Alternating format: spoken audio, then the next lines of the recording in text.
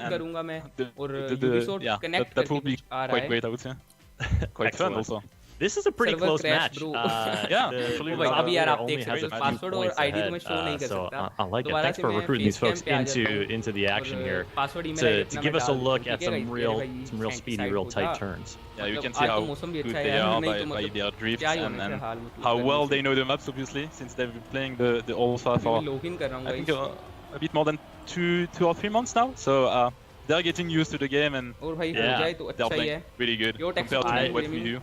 I wish I had watched पागल them play बना before दिया our session Bhoj earlier. Dogs but वालों ने ओ भाई Yeah. That's all right. Bhoj dogs वालों को The अच्छी future. गालियां भाई It'll, पड़ रही you हैं You can play यार against there are अच्छी ghosts if you want to. गंदे to वाली learn them गालियां up, पड़ रही actually. है अच्छी मतलब नहीं That's गालियां true. कौन सी अच्छी Although, होती you know, हैं Yeah. can you गंदे really वाली learn from a गालियां पड़ ghost रही if हैं it just गंदे वाली screams out ahead login of हो you जा भाई so fast? Yeah. मतलब क्या ही लॉग आउट अपने आप Just ही right, कर दिया follow मैंने it. 3 Gonna bar work my way login किया up. Guys Yeah, so these community events, these kind of this stuff that is organized through clubs so it's organized through clubs, which is kind of organic, and players all around the world can make that happen. But you at Nadeo are also sort of curating stuff and experiences and events for players to get into.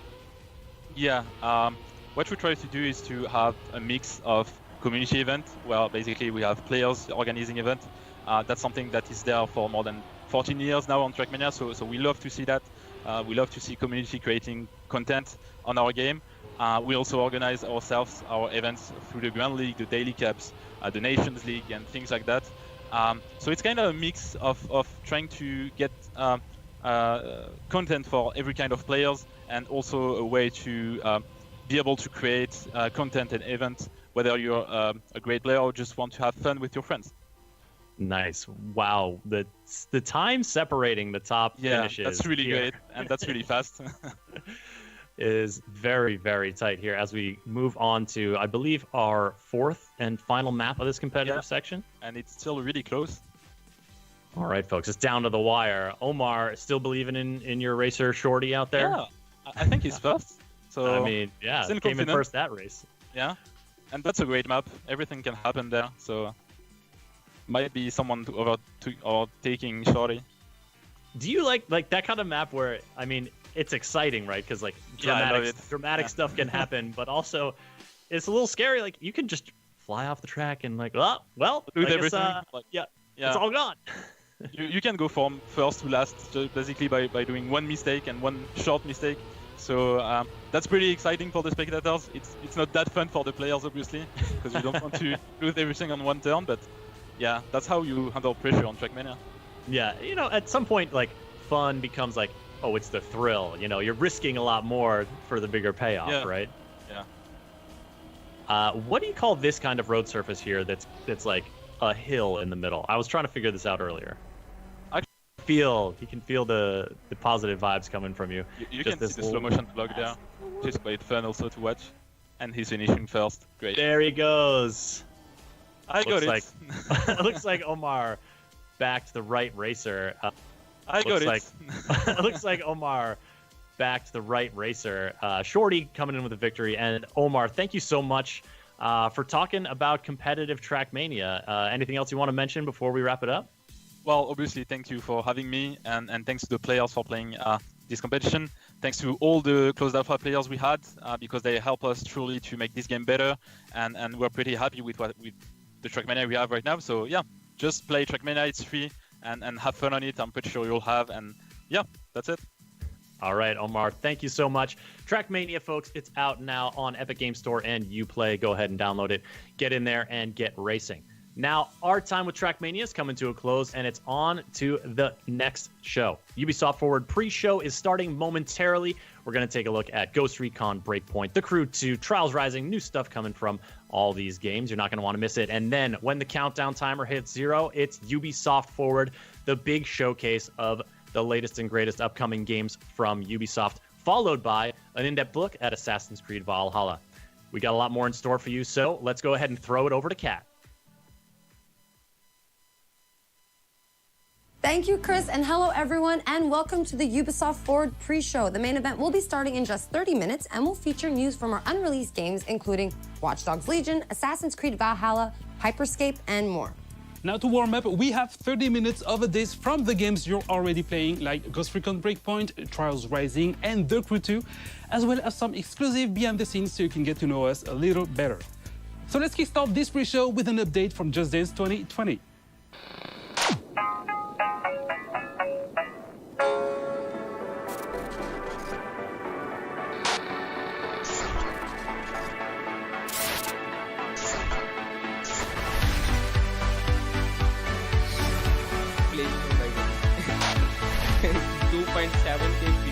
Viewers are watching me. Thank you so much, guys, for supporting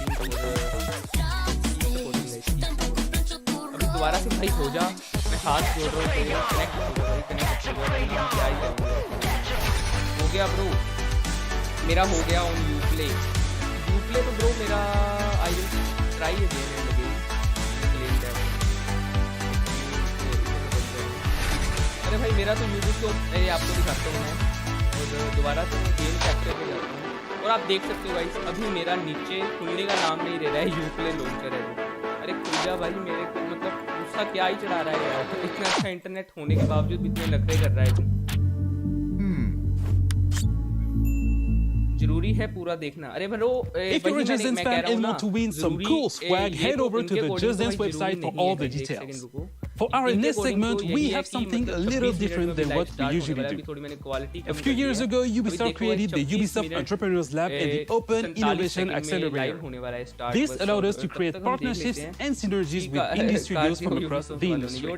And since so many industry events were cancelled this year, we wanted to showcase several indie projects and teams that Ubisoft has been collaborating with over the past few years. Our first indie showcase is developer Machine and Mensch, who is working on the Curious Expedition 2.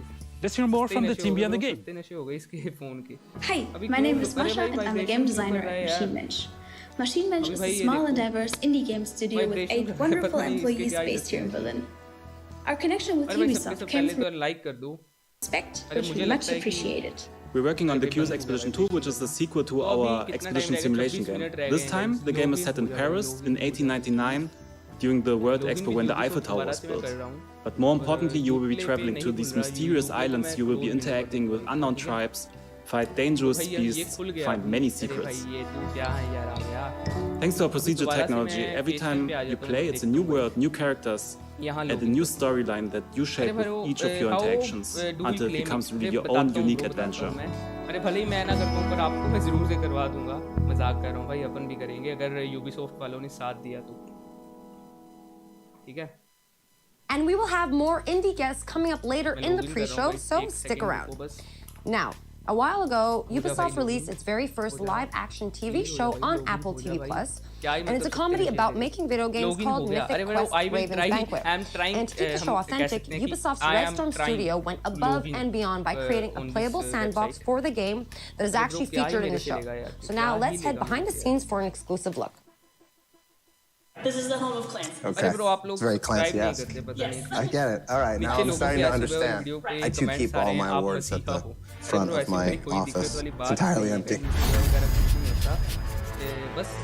So Mythic Quest is Ubisoft's first live-action comedy. The whole show is about a team that is developing a super successful MMORPG, and it's about all the people within the game development team and their relationships and what they go through in creating one of the world's most successful games. All right, incredible. Thank you. But are we sure that we're finished? When we heard about what was going on, we weren't really sure if we were a great fit because we've always made shooters realistic. And we listened to the pitch and we were super excited about the idea. So we thought, all right, what does Ubisoft have that we could channel to fit this? You're fucking me. Yes. You're fucking me. But I'm not enjoying it. It's for the game. We started on the project. I think we imagined we would just make video clips that would run on screens in the background or something, so it would feel like a real game studio. But once we saw the script, once we started collaborating with the team, we realized, oh, they want a game, like an actual game. Of course, making an actual game would take years, so we started selecting the pieces that they really needed for certain scenes. And from there, it was not long before we said, what if we make this actually playable? What if we make it so you can connect to a controller, control the characters? And so that's what we ended up doing. The thing that I love most is the shovel. Exploding people's heads with this thing is straight fire. Crunch, man. We had requests to do things like make a contagious viral disease in which people bleed out of their eyeballs first, then they bleed out of their anus, and they vomit and bleed out of their anus at the same time. We set it up in such a way that you could trigger it in stages because we didn't know what the timing was going to be. The idea here is we can hit it and control the timing of when things are happening. So the next time you hit it, he starts puking out blood. And at this point, we would probably have the camera start panning back like this.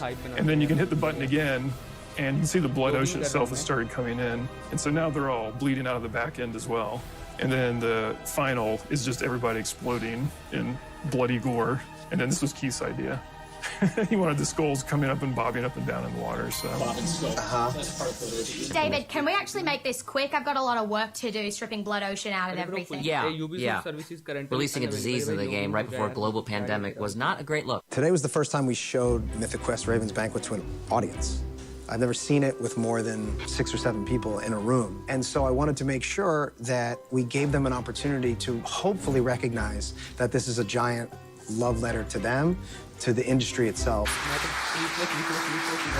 I was a little nervous, I gotta be honest. I thought it was gonna be a little cringy, but it was fantastic. I thought there was a lot of truth and in the humor. It's about time that we had a show about our industry. You could tell when the audience was laughing, when they really hit something that felt like the game industry. I think it's brilliant.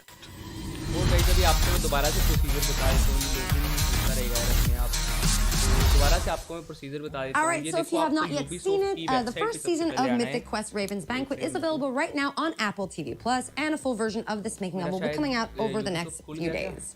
All right, now it is time to fasten your seatbelts and start your engines as we head out to Lyon, France to visit our team at Ubisoft Ivory Tower to get an update on The Crew 2.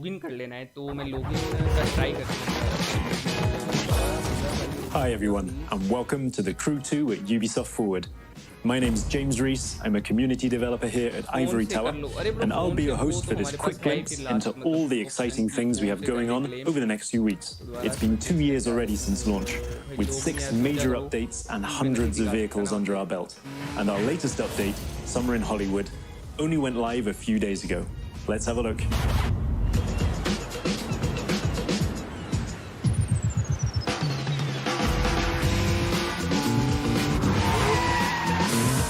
मेरा friend हो गया है 504 gate में time out याद है भाई आपको जब GTA 5 आई थी भाई यही आया था 504 गेट में time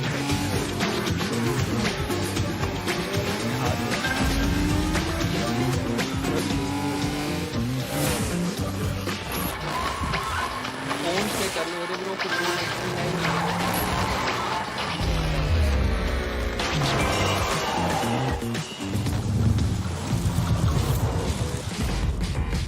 We can't wait for you to get your hands on what's coming.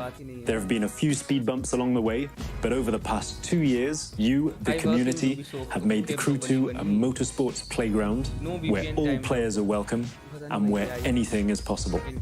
So thank you to The Crew Social, Exchange, Discord, Reddit, and all of our players. We've got a little something for you in-game to show our appreciation. It's the 67 Volkswagen Beetle, so let's see what kind of Hollywood twist you can put on it. That's it from me. There'll be more news dropping over summer, so keep your eyes peeled. Starting with this. मतलब मैं होता तो आपको free में वैसे ही दे देता कि मैं तो ऐसा नहीं करता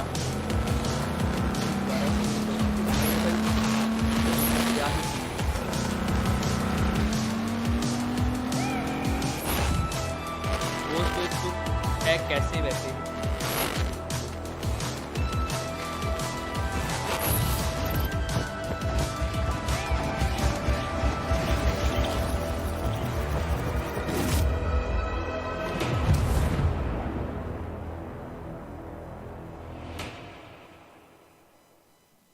In case you missed it, make sure to boot up the game right now to unlock the amazing 69 Volkswagen Beetle that was just shown in the video.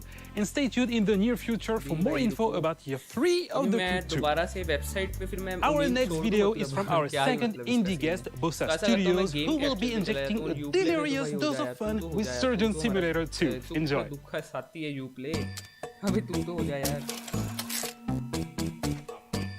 Hi, I'm Nate from Bossa Studios, and I'm a senior game designer on the upcoming Surgeon Simulator 2. So at Bossa, we're always keen to share game development knowledge, and Ubisoft has been a fantastic partner in this. They deliver lectures on procedural content development and player science. Fantastic partner in this. And in turn, we shared with them the ideation process that we use to develop initial ideas into living, breathing games. Which brings me on to Surgeon Simulator 2. We've really doubled down on the physics-based pandemonium that the series is notorious for. And we've pretty much expanded on every other aspect of the game as well. So this time around, you're no longer just a floating hand confined to the operating table. You're actually a full first-person surgeon with an entire medical facility to explore. And in addition to the levels that you'll find in story mode, you'll now be able to create your own unique levels and experiences using Bossa Labs creation mode. So it's a really easy to use, intuitive set of tools that allows players to create either on their own or in online multiplayer with up to 3 friends. Everything players create can then be uploaded and shared with the community. And here, surgery really is just the tip of the iceberg. Everything players create can then be uploaded and shared with the community. During our closed alpha period, we've seen players create all sorts of amazing stuff. From bowling alleys to space stations, pirate ships to horror-themed escape rooms. And this is before the game is even released. So we absolutely cannot wait to see what players create when we launch the game this coming August. And in fact, if you pre-order Surgeon Simulator 2, you can receive exclusive closed beta access.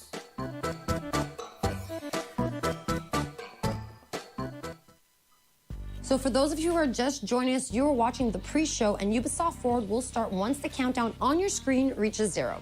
And make sure you log into Uplay to unlock rewards as you watch the main event. But now, our next segment is about an Easter egg in The Division 2. So let's go behind the scenes with the devs from Ubisoft Massive Studio in Malmö, Sweden to find out more. Running through collapsed buildings, climbing over fallen debris, and encountering makeshift living spaces is common for players of The Division 2. Within its post-pandemic environment, many players have spotted something a bit more unusual, which has left them asking, what's up with all of these rubber ducks? So there's a thing in programming especially where you talk to a rubber duck, and it's a way to solve your problems. If you talk to a rubber duck and you just say things out loud, it helps. One of our artists decided to take this to another level, and he used the rubber duck scaled up to like a ginormous scale and put it in the level just to remind him to do something. And it sat there for a while, and the rest of us kind of really loved this giant rubber duck sitting there for so long. We decided to put a little memorials to it across the world. Yes, bro, milega. What started off as little memorials, and then we started adding stories to them. So there's one where these 2 ducks are sitting on a bench having a date together, and there's another one somewhere where he's sitting with an umbrella hiding from the rain. The idea of the ducks is similar to the rest of our storytelling, where we're trying to add some hope into the world. Because you're coming in as a Division agent to try and save what you can and rebuild, but you need to know there's something there to save. So having bits of happiness lets you know that it's still worth saving for these little happy moments. One shrine in particular became a beloved fan favorite, showing up multiple times across YouTube and Reddit. So, Karen, how was your day? Well, Luke, it's been productive.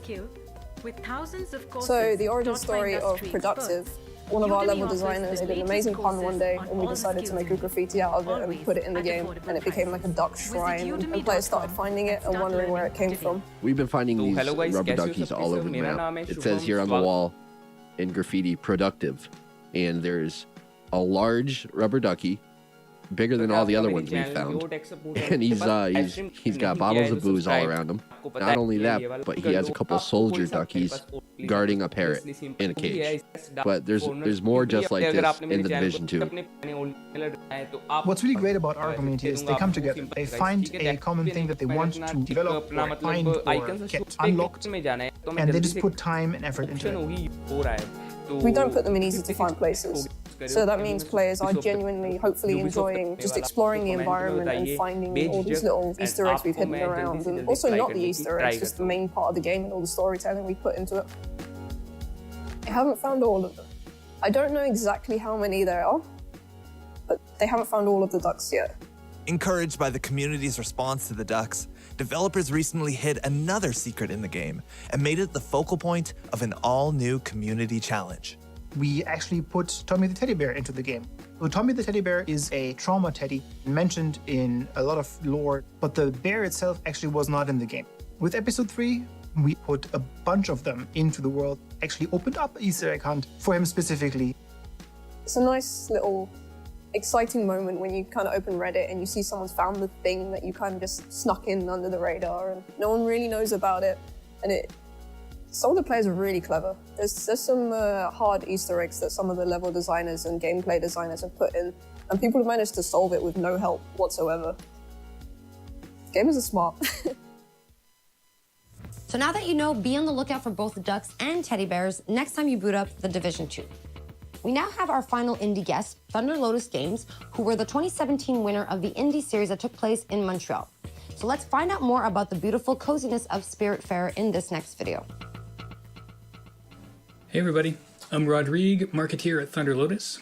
We're an indie studio based out of Montreal, Canada, and makers of the games Jotun, Sundered, and our new game Spiritfarer, which is due out later this year. For the past 6 years, we've tried to make AAA quality games with a hand-drawn indie heart. Hitting a quality standard consistently in game dev is a huge challenge. There's so much trial and error on the path, and during the Sundered production, we were lucky enough to have the Ubisoft Entrepreneurs Program in our corner to help us reach our goals. As co-winners of the Ubisoft Indie Series in 2017, we received not only generous funding, but also crucial mentorship and access to the Ubisoft testing facilities. So we're grateful to Ubisoft for their support and helping us make what would become our biggest success to date. We've taken that experience with us onto what is our most ambitious production yet, and that's Spiritfarer, which we're calling a cozy management game about dying. In Spiritfarer, you play Stella, the newly appointed ferry master to the deceased. And as Stella, you're going to build a boat, you're going to explore the world in search of spirit passengers seeking passage to the afterlife. You're going to spend relaxing quality time with them, you're going to create lasting memories, but ultimately, you're going to have to learn how to say goodbye to your cherished friends. It's a game that's near and dear to our hearts, and it's something really special. We can't wait to share it with the world later this year. So look for it soon on PC, on Xbox One, PS4, Nintendo Switch, and Xbox Game Pass. Thanks a lot, and cheers. It is time for an update on our favorite motorcycle platformer with the insanity, pain, and triumph we all know and we all love.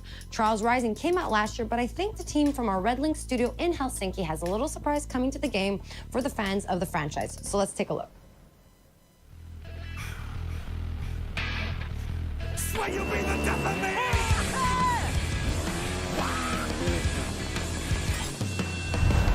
Hi, we're here today to introduce you to an exciting new endurance challenge coming to Trials Rising. But to make sure that we respect social distancing guidelines, Auntie and I decided to... Do I fire the goose now? What? Fire the goose? Fire!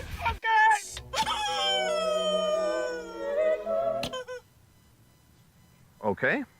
Ladies and gentlemen, welcome back to the Gigatrack.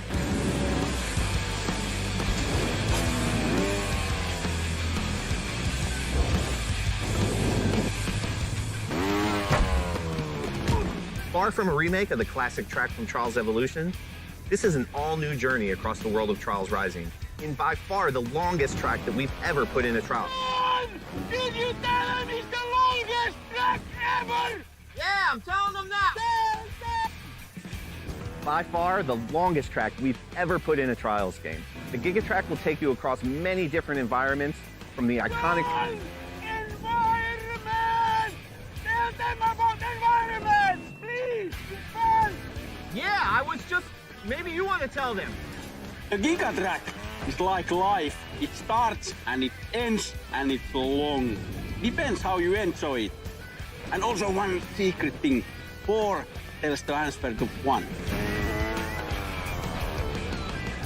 Prepare for the ultimate test of Trials endurance. Gigatrack releases this Thursday, July 16th for the low price of... Did you tell them it's free? You heard that right, riders. Gigatrack will be available for free to all Trials Rising players when it releases this Thursday.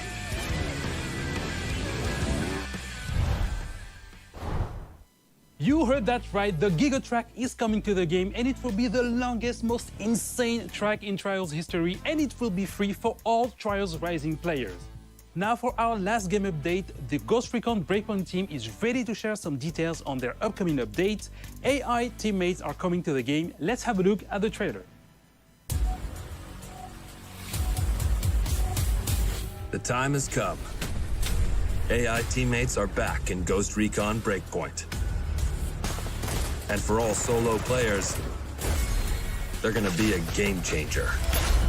Available at any point after you have reached Erewhon for the first time, Fury, Fix-It, and Vasily can be activated or dismissed at will. And from the beginning, you will be able to fully customize them. This customization includes all of the physical attributes, as well as gear equipment, or even full costumes. Your teammates can be tweaked just as much as your main character.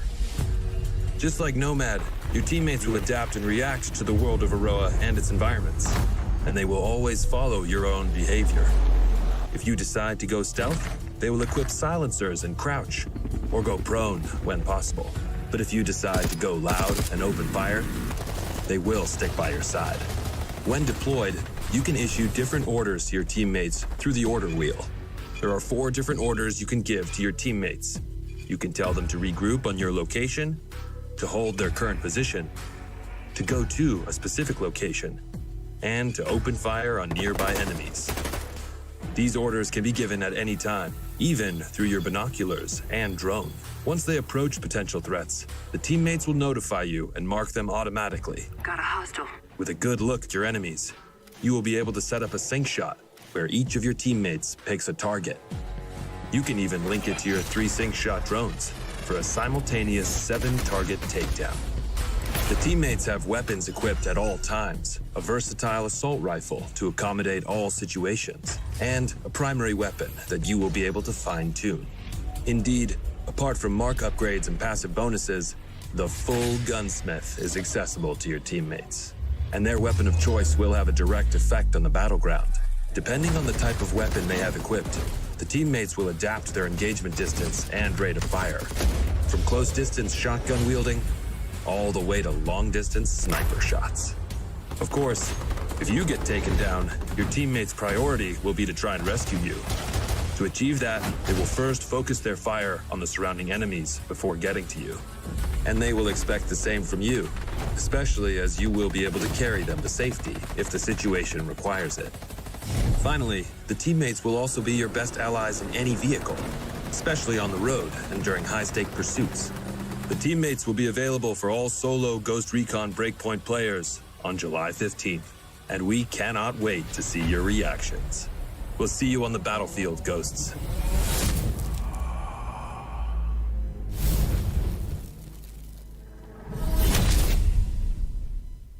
Hey Ghosts, I'm Grace from the Ghost Recon team. As you've just seen, the AI teammates are finally landing in Ghost Recon Breakpoint with our next major update on July 15th. Alongside the AI teammates, this update comes with a ton of new content, including a gunsmith upgrade, new PvP content, quality of life updates, and more. You will be able to try it all during our next free weekend from July 16th to July 20th. But that's not all. We've got one last thing to show you. Enjoy, and we'll see you on Aroa, Ghosts. To anyone listening, this is Haruhi Ito speaking for the Outcasts.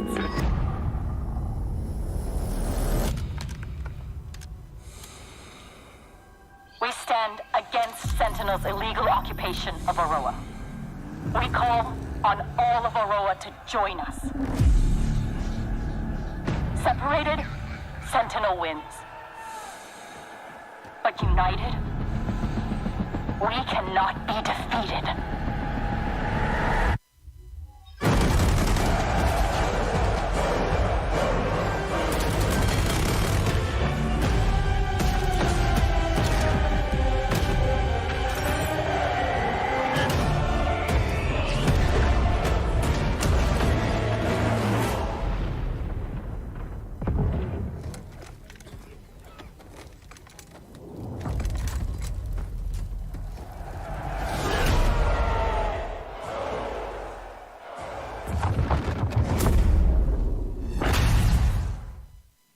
And now our very final video for this pre-show is another episode of our wow moments comparing the craziest and coolest clips from you, our players.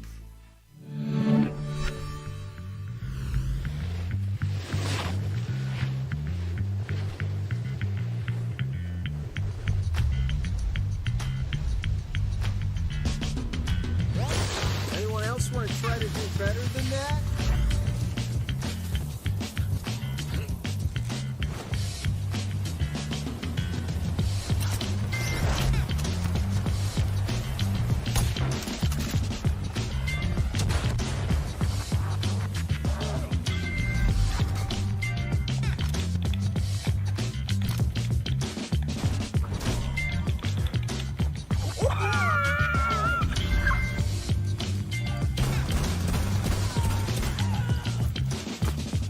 just gonna interrogate him.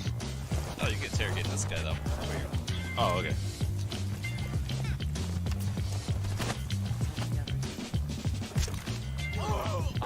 Last stop standing.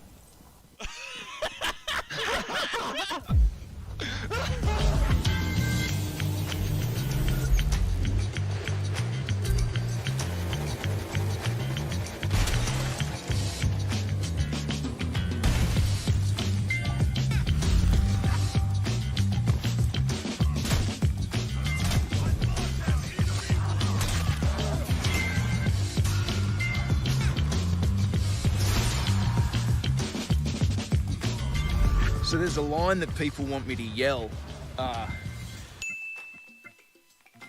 I can't usually do it because I'll freak out my neighbours.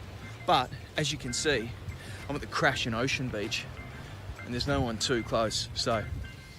Reloading! Fuck, someone saw me, I gotta go.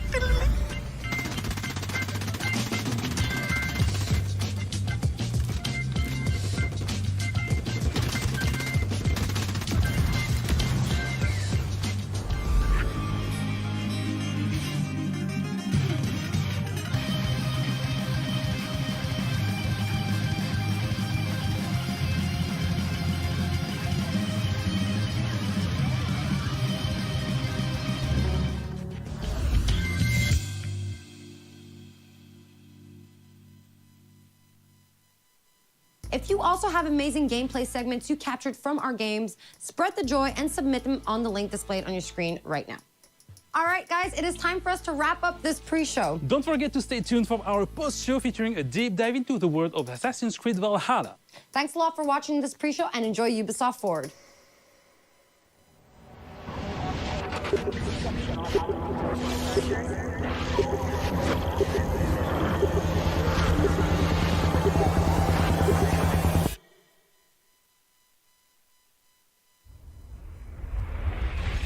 This is Ubisoft. This is Ubisoft Forward. Explore our worlds. Meet the devs. See the games. Join us.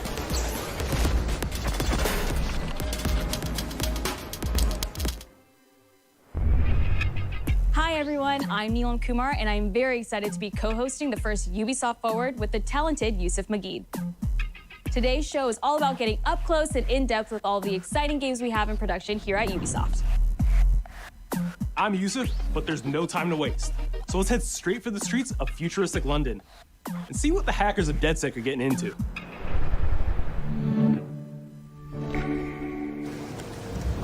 The illegal paintings spreading subversive and hostile messaging over the last few weeks across London are not the work of several people as was originally believed, but the work of an individual. The criminal suspected to have links with the terrorist group DedSec is marked as potentially dangerous.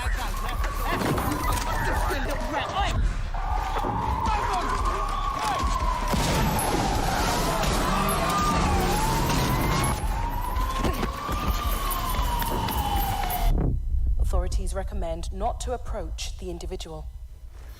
First, they came for the foreigners, and I did not speak out, because I was not a foreigner.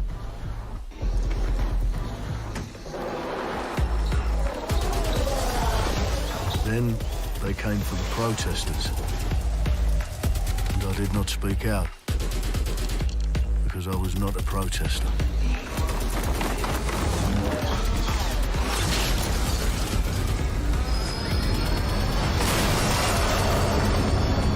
Then they came for the journalists, and I did not speak out, because I was not a journalist.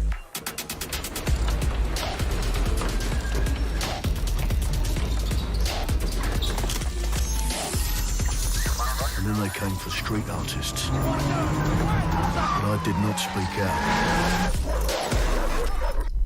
because I am not a street artist.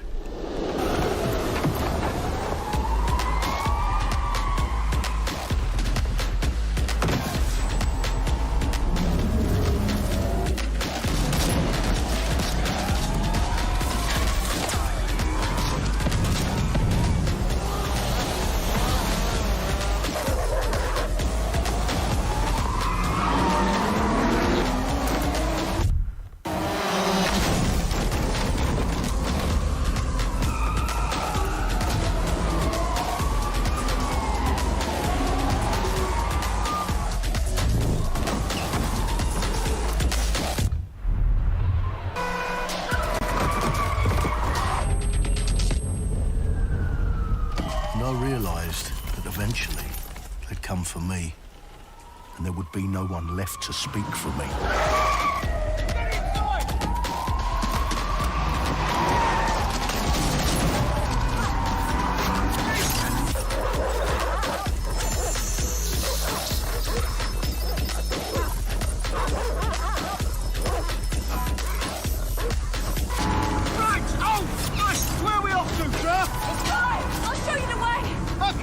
Sorry, miss. Jesus! All right, so we're in a total mess now, so let's get the hell out of here.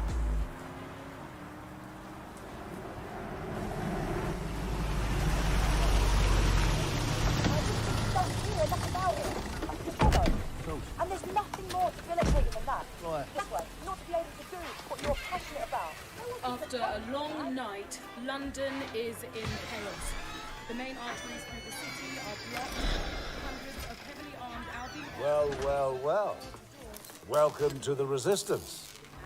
Here's a welcome gift for our new members. But the disappearance of the criminal... You could have told me it was a bloody costume party. Try it on. The new key suspect has been identified as David Ford, a 43-year-old London taxi driver. He has no criminal record, but is currently believed to be a terrorist. People have been asked not to approach him. The authorities advise all residents...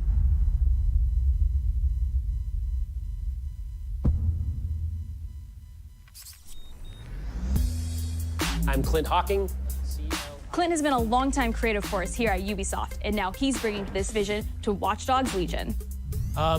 So yeah, what we just saw was an amazing short film by the director Alberto Mielgo that was inspired by Watch Dogs Legion and looks at the game and the universe and the characters through his incredible artistic vision and visual style. The city needs a resistance. Like the film, Watch Dogs Legion tells the story of ordinary heroes setting aside their differences in order to come together as a collective and to fight for a positive change. You can literally recruit and play anyone who you see in the open world. You profile people that are interesting to you, you help them with their problem, you play their origin mission. Just help me get some closure and I'll do whatever you want. Sounds like a DedSec problem. Leave it to us. And that's how you recruit them into your team. And then they become the heroes of the game and the stars of your story. And what are you doing in my flat? You with Albion? Please, think more underground. You with Albion? I'm tickled, but think more underground. What, DedSec? Yeah, right, and I'm Che Guevara. You're done. And they make the story not only, unique to them, but unique to you as the player and personal to you because they're, heroes that you've chosen and invested in. What would I say to fans? I guess I'd say, take care of yourselves, stay safe. Welcome to the Resistance. Our London town. A modern metropolis. Built on history and prosperity. Only took 12,000 years to build it up, and one night to tear it all down.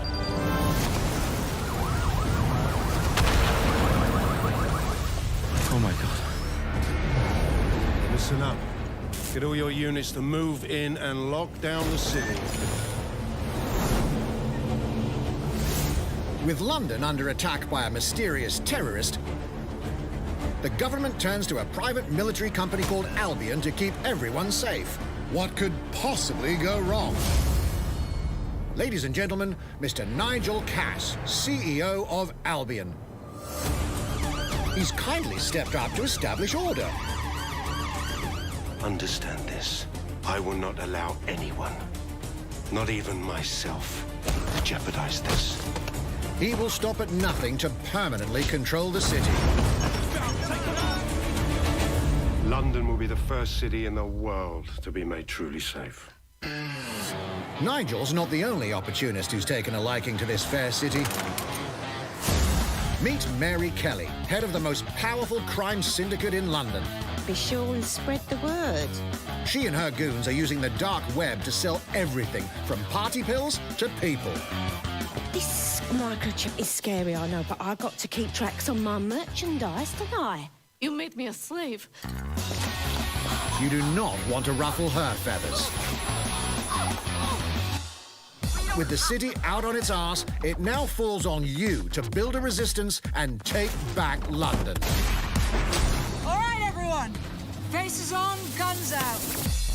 Any of the brave Londoners you see walking the streets can be recruited into your team. Like him, her, or even her. Everyone could become your next secret weapon. In our first mission, we need to get some dirt on Nigel Cass, and that means breaking into Albion headquarters inside the Tower of London. All the hardy souls you see here are people we have recruited from the streets of London. They all have unique abilities, and you're free to tackle this mission with whoever you like. Dear God, my eyes. Mikey! Zip up, get to work, and let's never talk about this again. Like everyone in DedSec, Arthur can hack pretty much whatever. But as a construction worker, he has a particular set of tools that make him handy. He can even call his own cargo drone.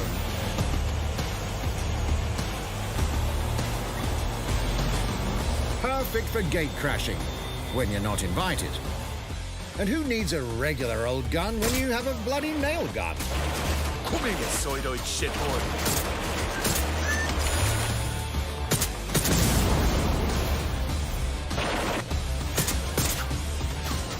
Jesus Christ, what is that thing? Perhaps we could approach this mission differently. If you'd rather keep your distance, we've got you covered. Amy is a drone expert. What have we here? A real tech connoisseur. Hate spiders, but love this one. What an adorable creepy crawler. Here we are. Let's class the place up. A drone expert does have the unique ability to summon their own drone. This little darling is fast and stealthy. She aims, she fires, she hits. I'm reading incoming drones.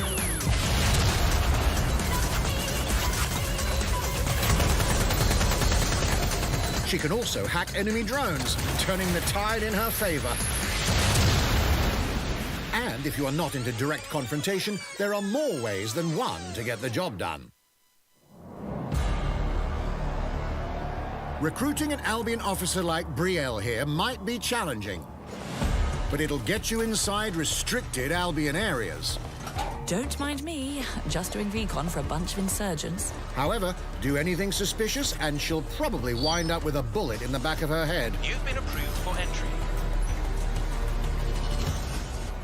We're missing the human element here. I can get the Defence Minister on the line right now. Well, if you feel you must.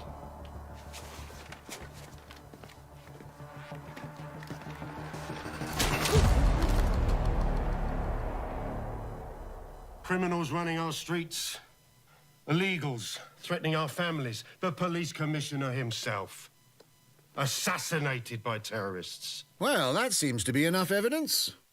Next up, we're crashing Mary Kelly's organ farming operation and putting a stop to it. That's good. The buyers expect high quality stuff. And we need a hard nut for this. Impairing our frontal lobe again, are we? Bags, don't disturb me in my natural habitat. Say hello to Mickey. The man lives for his team. That put another hair on my chest. And doesn't mind getting his hands dirty.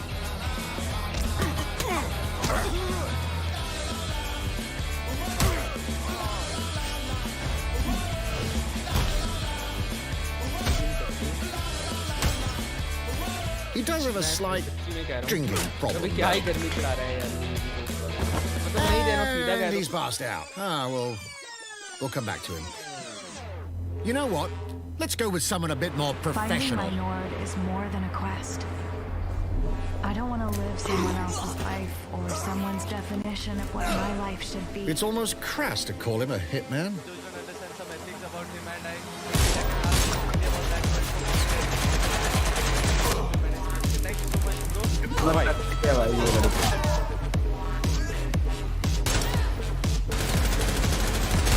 Some might even call him an artist.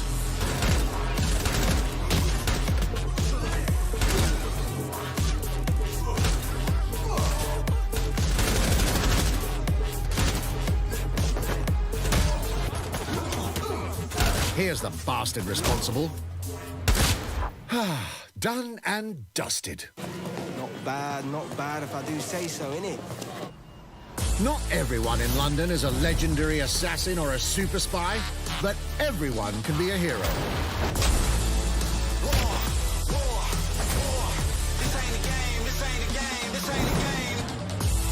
So get out there, find the best recruits, and build your resistance.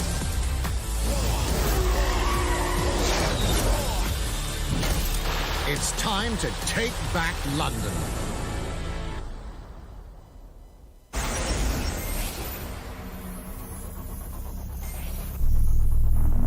Plunging the player into a living, breathing city teeming with unique locales and characters has always been a central pillar of the Watch Dogs series.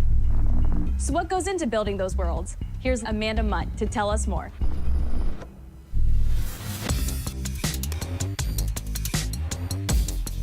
My name's Amanda Munt. I'm a level artist on Watch Dogs Legion at Ubisoft Toronto. Being a level artist, I think, is the coolest job in video games because we do get the freedom to kind of like pick and choose what little details we want to depict. And we get ample opportunities to tell the stories that we want to tell in the spaces that we're assigned to. I have the capacity to hide things and, you know, like small little Easter eggs. In AC Unity, there was a boat somewhere in the world that was covered in cats. And then it happened again in Watch Dogs 2. And there may or may not be something in London that is a boat filled with cats in some capacity. So I was fortunate enough to go to E3 last year. Some of the people that I was showing our demo to were from London. So no matter where I dropped them in the city, they would go, oh my God, this feels like Camden. This feels like Southwark. This feels like Westminster. When people are talking about some detail that I've put into the world and they're excited about it, like that feels so good as somebody who, you know, builds these worlds with care. I love it.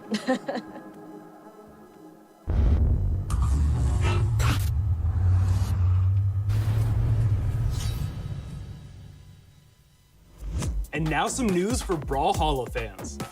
In just a few weeks, you'll be able to battle it out with your favorite legends on iOS and Android devices.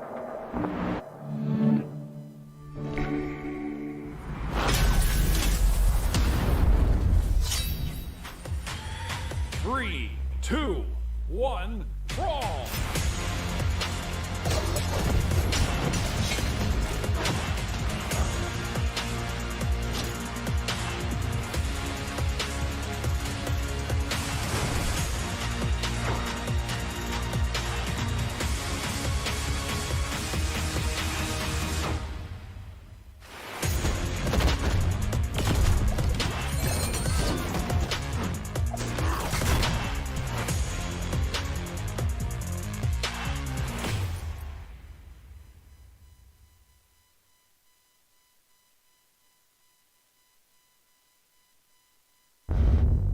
And now, whether you need a Tom Clancy action fix on the go, or want to dive back into one of the most beloved fantasy franchises in gaming, we've got you covered.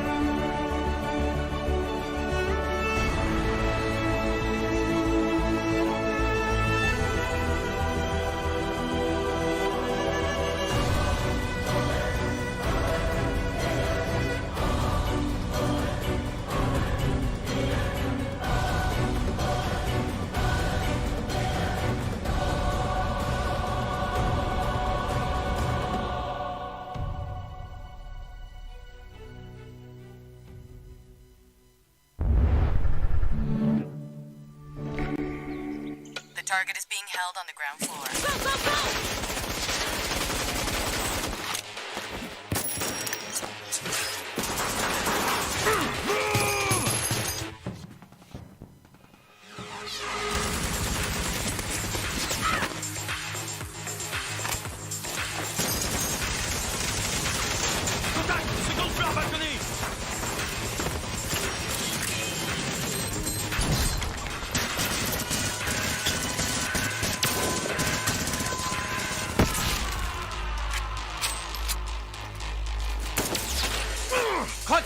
Montaigne is down. Request air support. Target northeast rooftop. Roger. Inbound, danger close. I need an EMP deployed now. EMP imminent.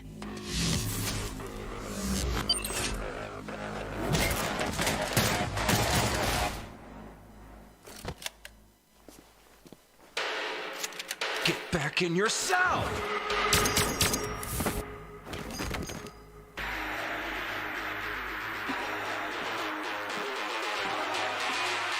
Hey, take this. Don't make me regret this.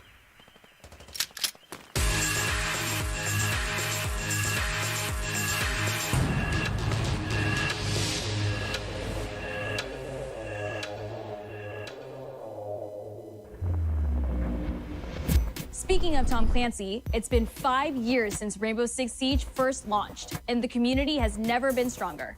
In celebration of this milestone, Ubisoft Montreal has put together a special video to thank all of the amazing players and developers that have helped Siege become the game it is today.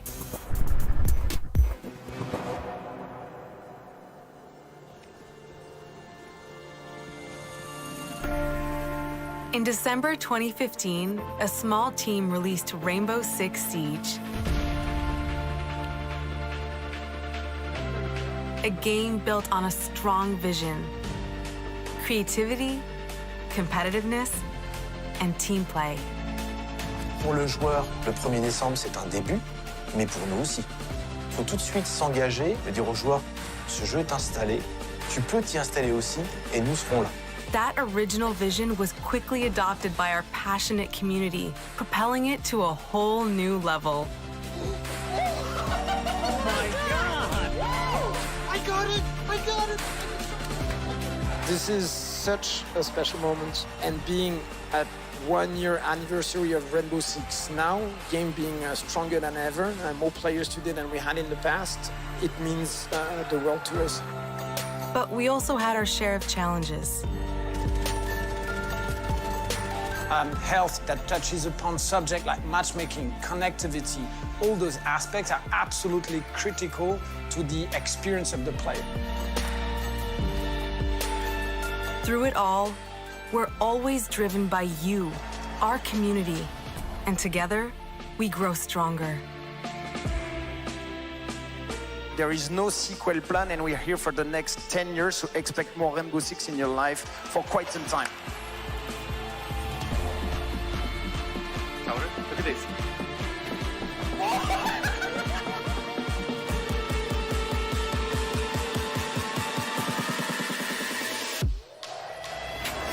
Tous les succès, c'est vraiment le résultat de autant de nous que de vous. Ce jeu, il est autant le vôtre qu'il est le nôtre, nous, l'équipe de développement. Now 60 million players strong, we're just getting started.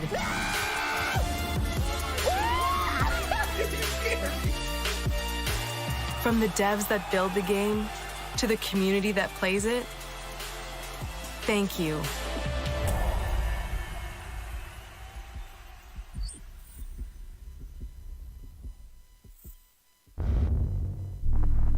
If you haven't tried it yet, dive into our new Operation Steel Wave update available now and take Ace and Malusi out for a spin.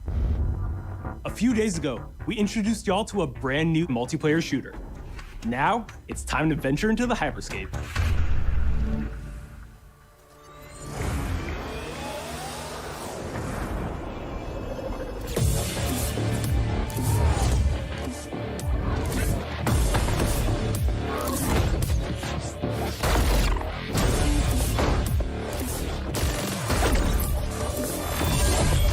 Wait, what was that? A hack in the hyperscape. That's not supposed to be there. Let me get you all up to speed, okay? About 30 years ago, everything that we feared about our future started to come true. We made some good decisions.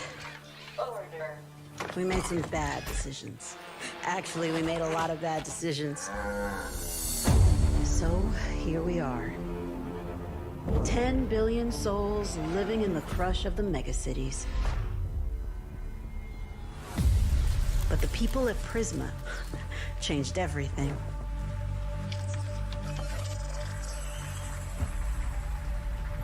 They gave everyone a way out. The Hyperscape. In the Hyperscape, the biggest draw by far is Crown Rush. This is where anyone can become someone.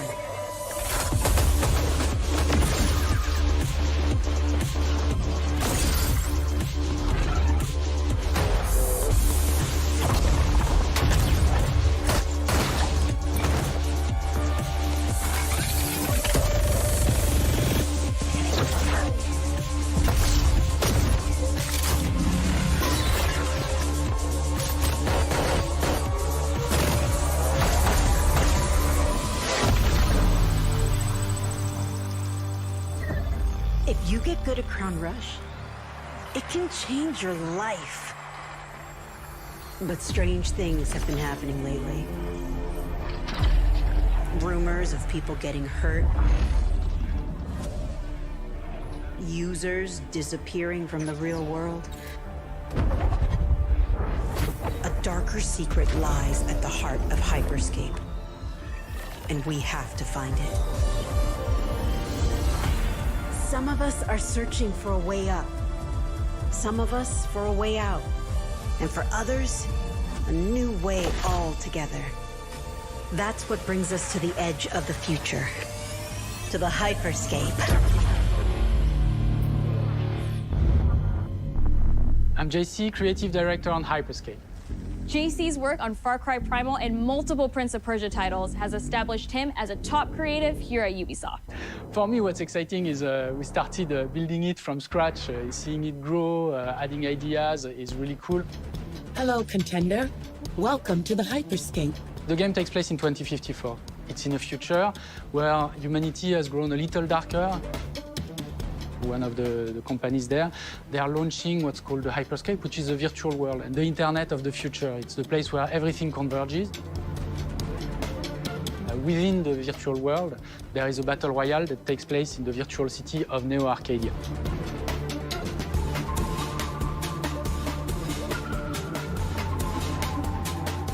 Then we also introduce a lot of new things. You get the opportunity to do parkour on the rooftops, to go into interiors where it's much more narrow, much more stressful. You get to go to the landmarks where there's more opportunities to get cool items, but also more players, so it's a risk-reward kind of deal. We introduce the notion of hacks, special abilities that you can pick up on the fly to adapt your tactics. With hacks, you can do things like teleport yourself, you can wrap yourself into a ball and bounce around the battlefield. So a lot of abilities that let you have fun, that are toys that you can play with. And finally, it's made as a spectacle, so all the viewers will be able to interact with the game on different levels through the Twitch extension. So every few minutes, there's going to be a vote, and viewers will be able to decide what effect they want to affect the whole battle. So things like changing the gravity, infinite ammo, or stuff like that. So players, while this happens, really have to adapt to all kinds of stuff that is happening. So for me, it's really exciting because right now, as we speak, we're launching the open beta, and so it's going to be available for free-to-play for all PC players worldwide. And I really want to thank all the players, all the streamers, and all the viewers who participated in tech test and who will participate in the open beta. Here's a short glimpse of what you can expect.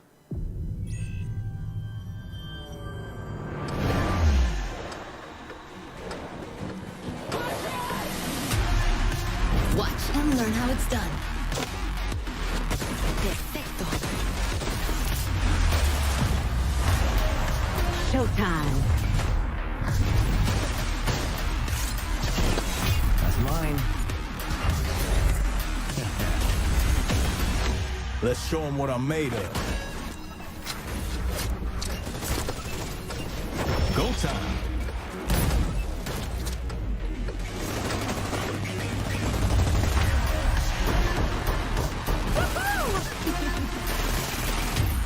Watch closely. Here we go.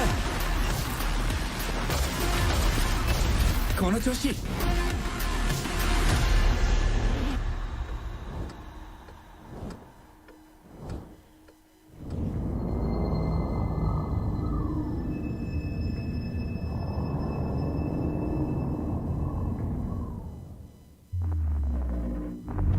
The digital world of the Hyperscape gave our artists and developers incredible freedom when it came to designing characters. Production manager Ana Maria Musca is going to take us behind the scenes of character design. My name is Ana Maria Musca. I'm the production manager for characters and weapons on Hyperscape. We have paid an exceptional amount of detail to our characters.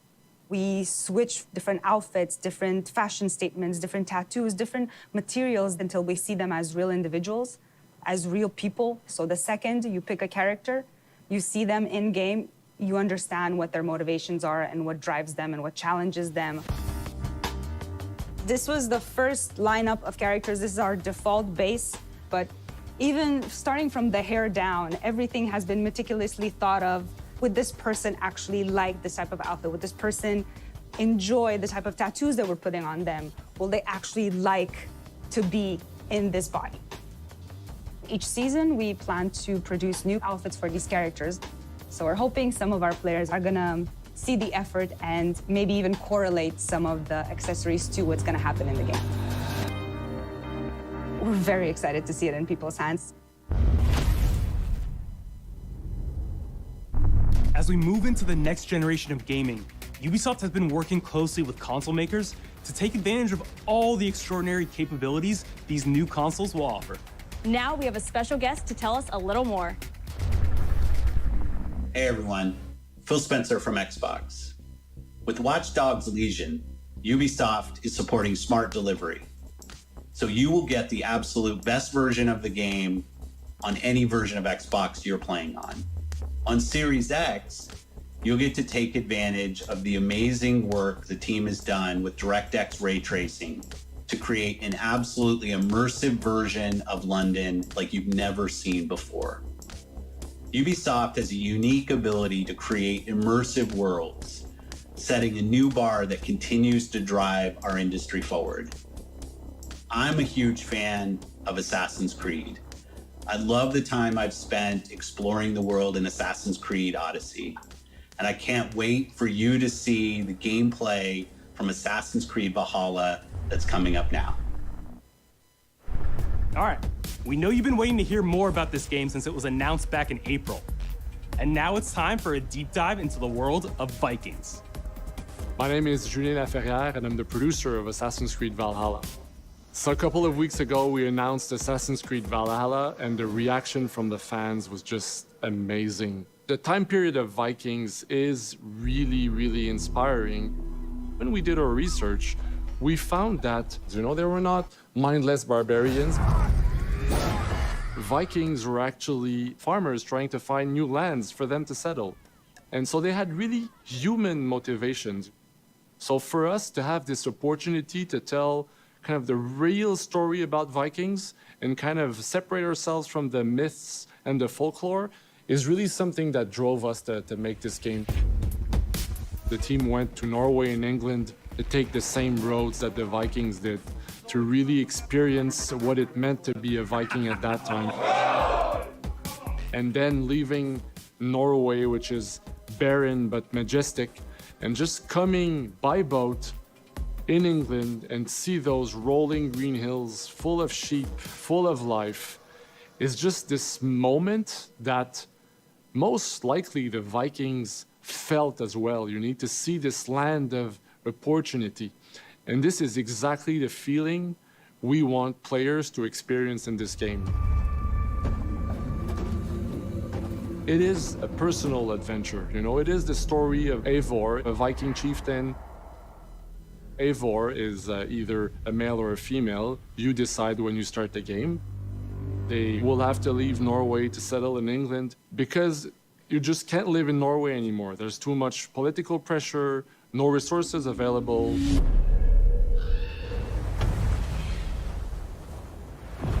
Obviously, in England, it's full of Anglo-Saxons and other people, and they don't really want you there. So you will have to fight your way there to kind of build your own settlement and see your clan prosper.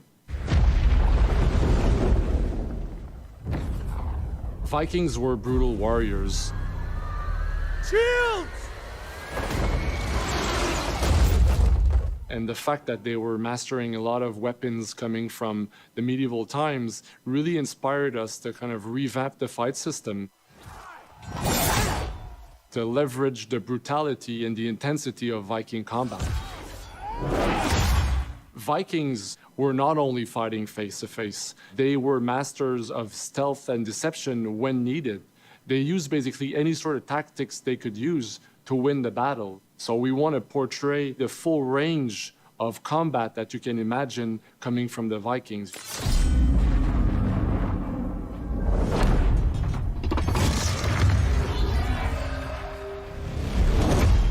We are very happy to finally be able to show you the game we've all been working on.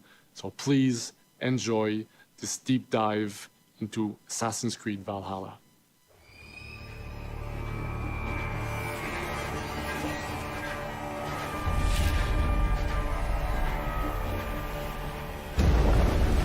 In Assassin's Creed Valhalla, you will relive the epic saga of the Viking invasion of England.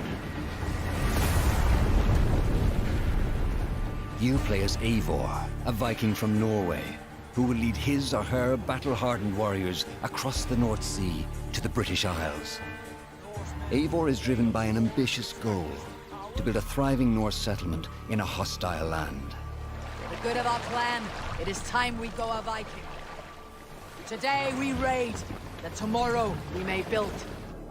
England is a dark age tangle of broken kingdoms and warring dynasties, a land of opportunity and riches. As you prowl England's rivers by longship, you may raid locations you spot from the shoreline. Ground your ship and blow your horn to lead your raiding crew into battle.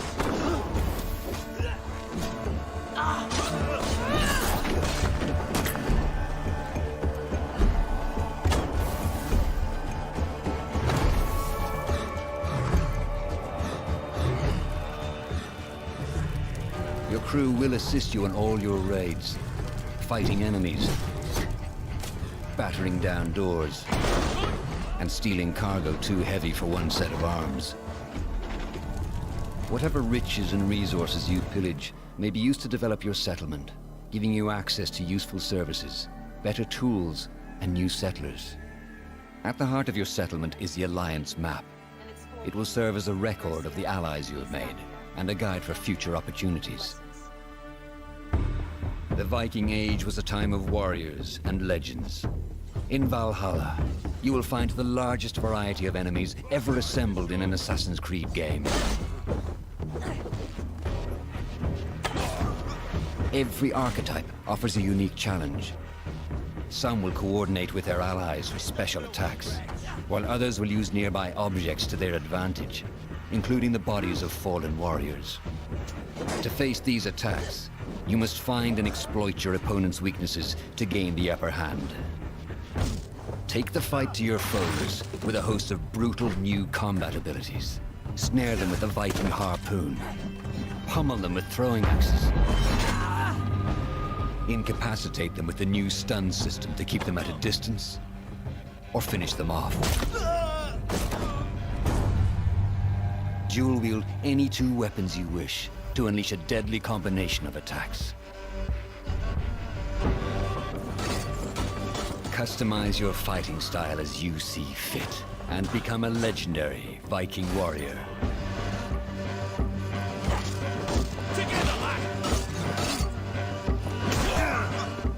All combinations of weapons are available to dual wield, including two shields.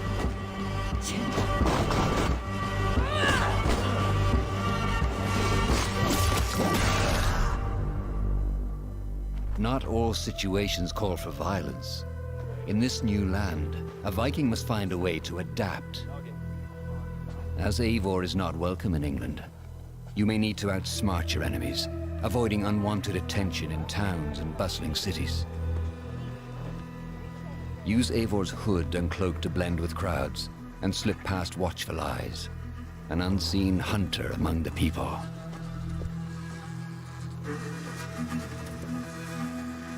From capital cities and villages to the dense forests and rolling hills of England, exploration is vital to keeping yourself sharp. You must feed off the land if you hope to endure. Hunt and forage to replenish your health and fortify your equipment.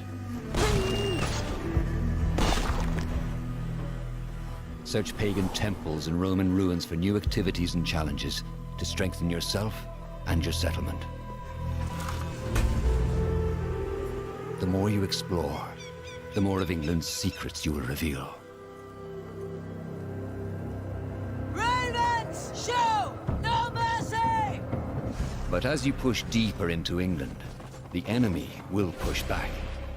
In a series of climactic moments, Assassin's Creed Valhalla will feature massive assaults in which you will lead Eivor's army into battle against heavily guarded Saxon fortresses. Today, we will reclaim her. Today, we fight for your land.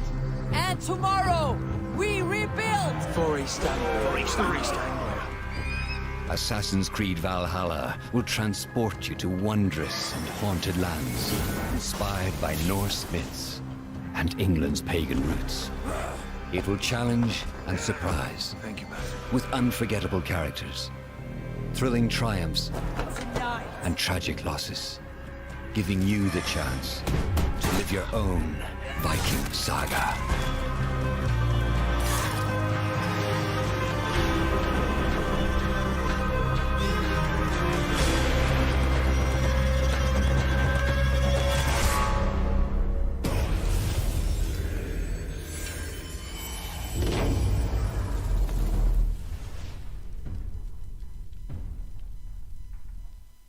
Ninth century England is truly unlike anything the franchise has seen before. Assassin's Creed Valhalla will release this holiday season on Xbox Series X, PlayStation 5, Xbox One, PS4, PC, and Stadia. We're close to wrapping up today, but before we go, our CEO, Yves Guillemot, is here to share a few words. I hope you will have enjoyed what you have seen today, and that you will love playing these games. I am proud of our teams for delivering an ambitious, broad, and creative lineup of games. And we haven't shown you everything yet. In fact, we have a lot more to come. So you will have another Ubisoft Forward to reveal even more about our upcoming games. But before ending this show, we have one more thing to share with you.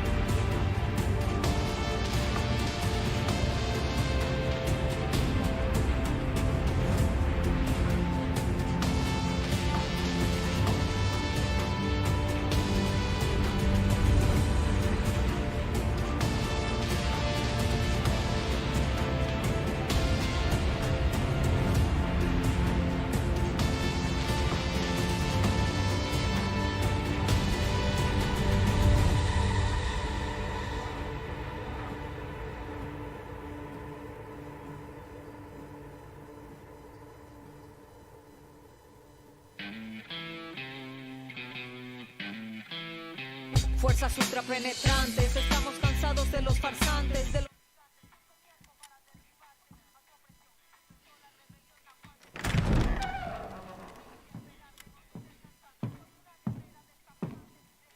It's beautiful, Migo. Perfect, but useless. I have something for you, Diego. Give me your hands. Papa. Now, the grenade is simple. It has 4 basic parts. The shell, which contains the explosive, the fuse, the handle, and of course, the pin. What are you doing? Breathe.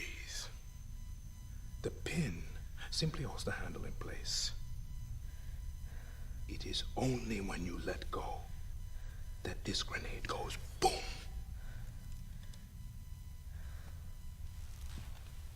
Follow me. Now.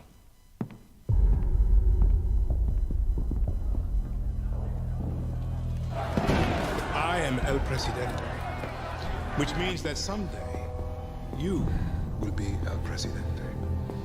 And our people, they do not know how to be happy. They are torn apart by opinions, noise, indecision, strangled by their own freedoms. And even if you have love in your heart, even if you want what's best for them, if you only want to save them from themselves,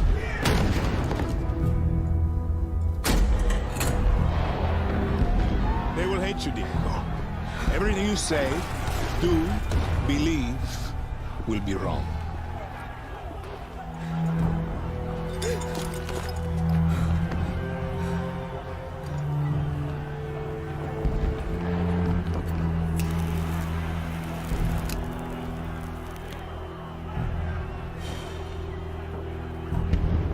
They will answer you with screams,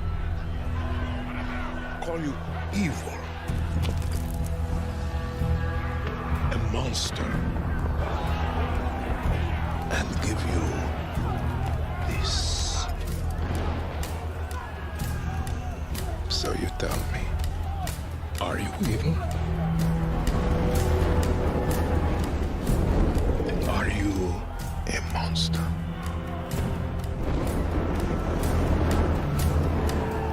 Because our country is like this grenade, except it has 2 basic parts.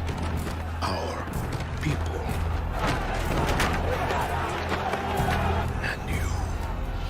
And you must clutch them nice and tight, or we all go boom.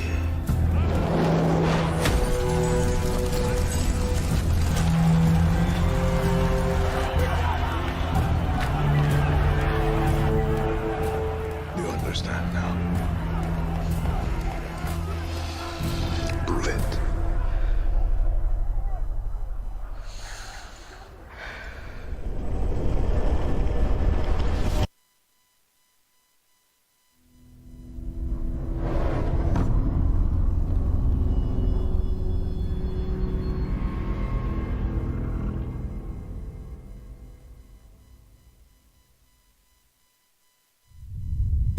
And with that, we're wrapping up our first Ubisoft Forward. Today, we've seen the next generation of Assassin's Creed, the birth of a resistance in Watch Dogs Legion, the cyber chaos of Hyperscape, and the epic reveal of Far Cry's newest installment, along with so much more. Remember, we'll be back later this year with another Ubisoft Forward filled with tons of game news and updates. Thanks for joining us.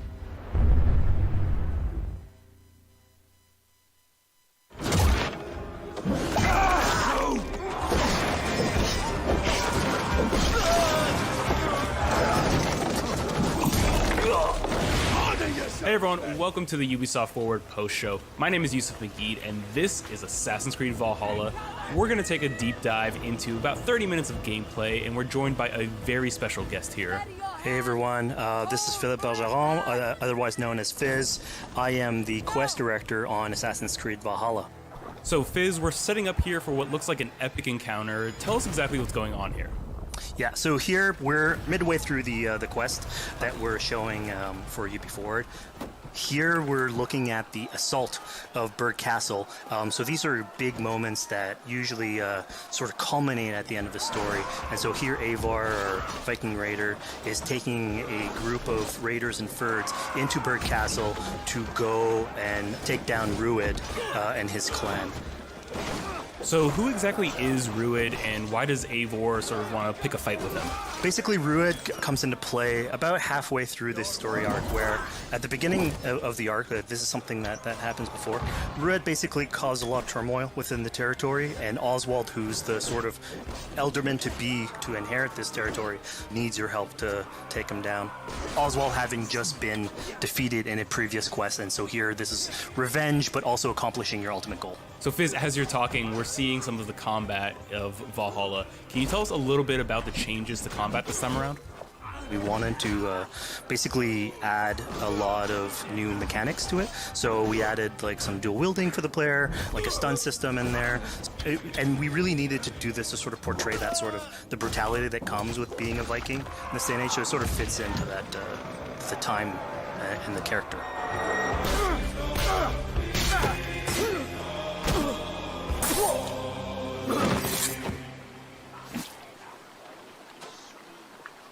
Oswald.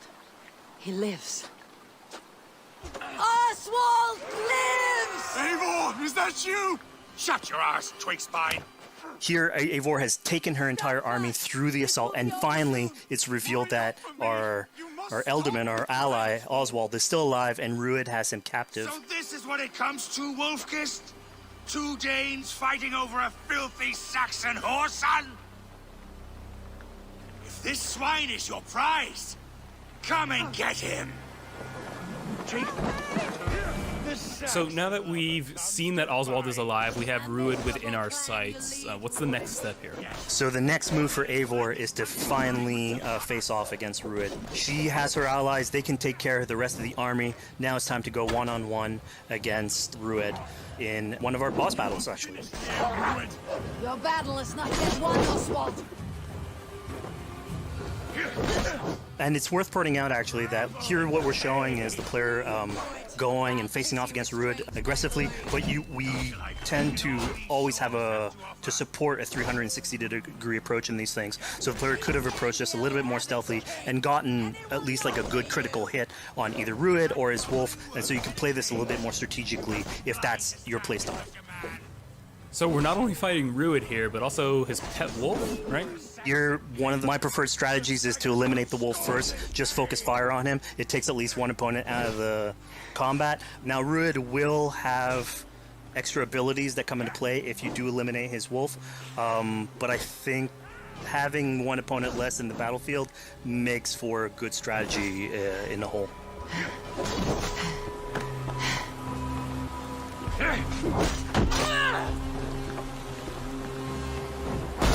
Your efforts. Only the cold dark of Niflheim awaits you. Valhalla is my destiny. That fate will not be met today. Why does they should be ruined, Wolf-kissed? Made thralls, not treated as equals. We are better than this. Than all of them. Do not drag me down to the sewage you wallow in. We just a Dane fight tooth and nail for a Saxon. You'd throw in with these wastrels? These arrogant swine? Eivor, no! He should be tried before God. A lawful assembly. All right, so we've defeated Rued, we freed Oswald. What comes next? Oswald, in this case, prefers for Rued to be kept alive, and so you basically have to choose, are you going to go against his wishes or stay true to your nature? So we have this choice to make, but before we get into that, I want to rewind a little bit because we just did this big, grand assault, but Eivor couldn't have done it alone. She clearly had to recruit some folks along the way, get some troops, get some allies. So let's actually rewind and see how we went about first gathering those troops. Right, so when coming up to an assault, it's a game of numbers. Eivor can go into pretty much any location and be a stealthy Viking, eliminating some of the assets, which ultimately would be strategy, you can do that, and you'll have some of the ingredients or of the assets there that will have been sabotaged, but you still need an army. So here what we're seeing is Eivor going around the countryside and raising what we call a Fyrd, which is the men and the women of the territory who come up and fight in the name of a king. So here Eivor is going around and trying to convince people to fight in the name of Oswald to finally take down the oppressor that is Rued. Defending East Anglia, defending you.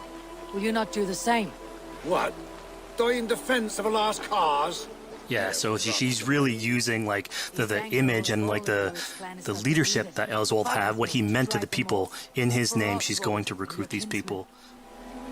Pretty words, Dane. But the men of Theovard have their own battles to fight. So we're told by this Reeve that there are troops, there are allies that he could add to our cause. But first we sort of need to do him a favor, is that right? Yeah, so obviously these people have been run down by Rued and the impact he's had on the territory, so I think a lot of these people have sort of lost hope.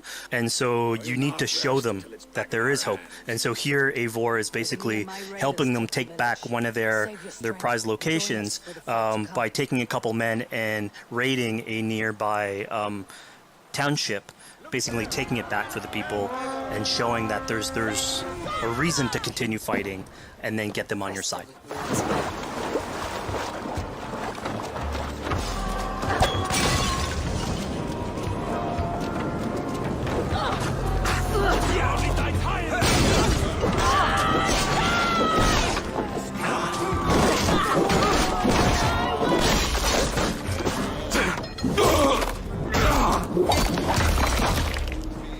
When Eivor does this, obviously you have access to a full suite of abilities. So again, the improvements that we've done to the fight system, you have some brutal axe throwing in there. You have archery or like range combat abilities in there as well.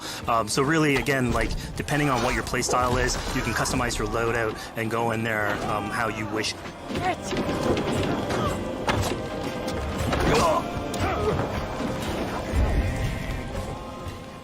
Fizz, we just saw this giant pulse go out. What exactly was that? So that is what we call the Odin sight. The Odin sight is basically our interpretation of the eagle vision from previous games, and we thought it was good to sort of bring that back. It's basically Eivor's intuition. It's how she perceives the world.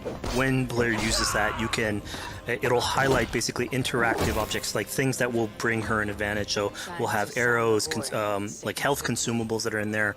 So it really is like a good way of sort of understanding the world and showing you like things that you can go and touch. Yeah, I mean, speaking of things we can touch, we just picked up this awesome new weapon. It's something we wanted to play with on Assassin's Creed Valhalla, where we have fewer weapons in the game, but you can invest in them more, so they become your weapon. And so depending what your preferred playstyle is or your preferred weapon type, then you can go and choose, I'm gonna fight with this weapon and invest heavily into that. Not only are we looting weapons, but we see something here called the Book of Knowledge. Can you tell us a little bit more about that? They unlock skills for the players. So here you can see the Valkyrie dive that has just been unlocked. We have these spread out throughout the world, so again, to promote exploration and discovery. As you travel through the world and you explore locations, you can find these books that will add abilities that you can go and invest in, put into your loadout, then go into the different locations or the different quests in the game and use those depending on what your playstyle is. Now we've recaptured this village, we've secured more troops for our assault. Let's jump back now and figure out what we want to do with Rued. The rightful king of East Anglia has spared your life today, and so it will be.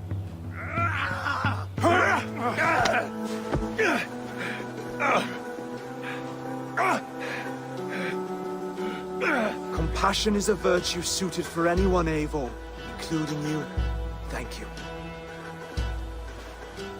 Eivor decided to let him live. Rued is really angry about that. Being a Norse Viking, being put to the death in battle is your road to Valhalla. So he was basically denied access to Valhalla in this situation. Obviously, all of these decisions come into play later on in the game, so we have very difficult decisions for the player to make. We didn't want to have easy decisions. Yeah, you know, when I was playing, I decided to listen to Oswald and spare Rued's life, but What exactly is the relationship like between Eivor and Oswald? So the relationship between Eivor and Oswald is an alliance. It's basically Eivor is surrounded by territories that initially getting into England are hostile towards her, and obviously if you want to set up a new settlement, you want to make sure that your neighbor is friendly. So here in East Anglia, Oswald is the man for the job, where putting him into a position of power would help her sort of secure her territory. So earlier on to the territory, Eivor comes in here, meets Oswald. The problems he had with Rued are sort of put to light, and going through the arc, you basically help him deal with Rued and aligning basically Danes with Saxons in one territory. So, Fizz, we've completed the assault. We've gotten our hands dirty with some combat, taken down Rued. We have this big open region of East Anglia, so before we head off to Oswald's wedding, what do you say we head out, have some fun, and see what we can get into in the open world? That sounds great. So we see a cat here with a speech bubble above it, and you best believe if you let me talk to a cat, I'm gonna talk to a cat. Yeah, these are some of our some of my favorite moments actually in the game, where we put out a whole bunch of events throughout the territory. And it sort of rewards, again, exploration, going around. It's a chance for us also to sort of showcase a different side of Eivor. A lot of the quests sort of deal more with like politics and warfare, and this shows a slightly more human nature to her. So it permits us to explore that character a little bit more. And so here, basically, like you're trying to help a kid with his cat, and ultimately get that cat to sort of join your crew as a cat raider. You just said cat raider way too casually. You're telling me I could have a cat Viking raider on my longship? That's exactly what I'm telling you. Oh my god, yes, I love it. Perfect. So yeah, as you're riding around the rivers of England, you would see a cat basically walking around your longship, keeping your Viking raiders company. You know, speaking of the Viking longship, we're seeing some of that gameplay here now. Can you talk a little bit about how that works and functions in Valhalla? Yeah, so starting out on this project, I think the Viking longship is one of the biggest images that we all have when we think about Vikings in our game. And so Vikings had this awesome design for longship that had a very shallow hull, so it permitted them to go very far inland very quickly, and you could basically disembark Viking raiders like on pretty much any shore. We added that into the game, where you can basically sail up to any location and then just decide to disembark with your guys and raid a location, loot all its treasure, get back in the ship, and then continue sailing down the river to your next opportunity. So I know past Assassin's Creed games allowed for songs and things like that to be sung on ships. Will Valhalla have a similar version of that? Yeah, so this is something we actually wanted the crew of your ship to become like your home away from home. So we added stories and songs into the ship. So basically, as the player is going around, you could decide to have your skald sort of sing a song for you as you row down the river. But you can also decide, depending on who the raiders are in your ship, to hear more about their life. So you can actually queue up stories, and they'll give you a little bit more background on who they are. So you get to know your sort of fighters as you're traveling around the world, which is a cool moment. So here we're seeing a bit of a different view. What exactly are we looking at? We had this on previous Assassins, where you would like ride on your horse, and you could pull out, have the horse sort of follow the track. We have a similar thing for the ship, where you can put up your sails. It's cruise control for the ship, so you can pull back, take in the scenery, listen to some songs or some stories, and just take it all in.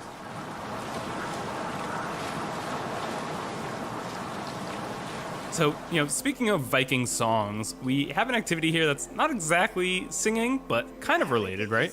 Yeah, so here what we have is what we call flighting, which was an activity that Norse people would partake in. They would like to have a battle of wits and sort of poetry, where insults would be thrown back and forth between each other. The idea was to try and have a good insult, but also to have a good rhythm and a good rhyme in there. So it's basically a precursor to rap battles. Here's the silver. Now begin. To all those whom I speak, they say Eivor's a clod. Then you're speaking to fools and their knowledge is flawed. Well... How exactly do you go about being successful in one of these? The trick behind a good flight was to choose the right insult, identifying the right cadence, and then trying to find what rhymed the best. I'm known for my might. Interesting. Interesting. Silent whispers all claim that you're terribly dense.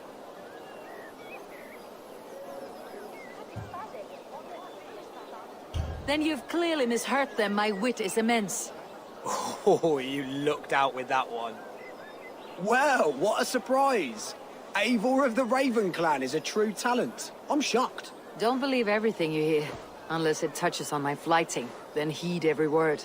Take the coin. So now that we've proven our sharp tongue and wit, I think it's time for a bit more relaxing activity. So we're fishing here.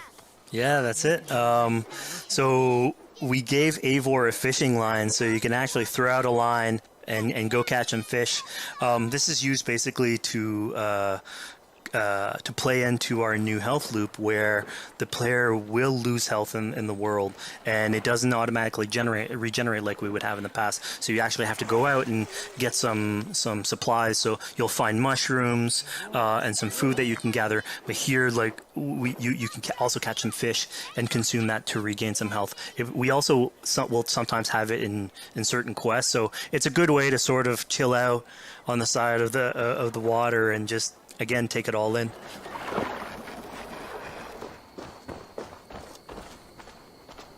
So this is what we call one of our offering altars. So the idea is that you find these around the world and you make offerings to it. So it'll take like animal parts and stuff that you can find throughout the world. Here what you're seeing though is sort of like a fancy version of it, where as you do your offering you get interrupted by some kids that basically come and steal your stuff. So it's just a way for us to sort of showcase that like the systems and the activities in the world can sort of play in with some quests and some little events. So it's our way to sort of dress up these moments and make it all fit inside the whole experience. Yeah, this seemed like a really sort of unexpected turn for what I thought was going to be kind of a simple interaction.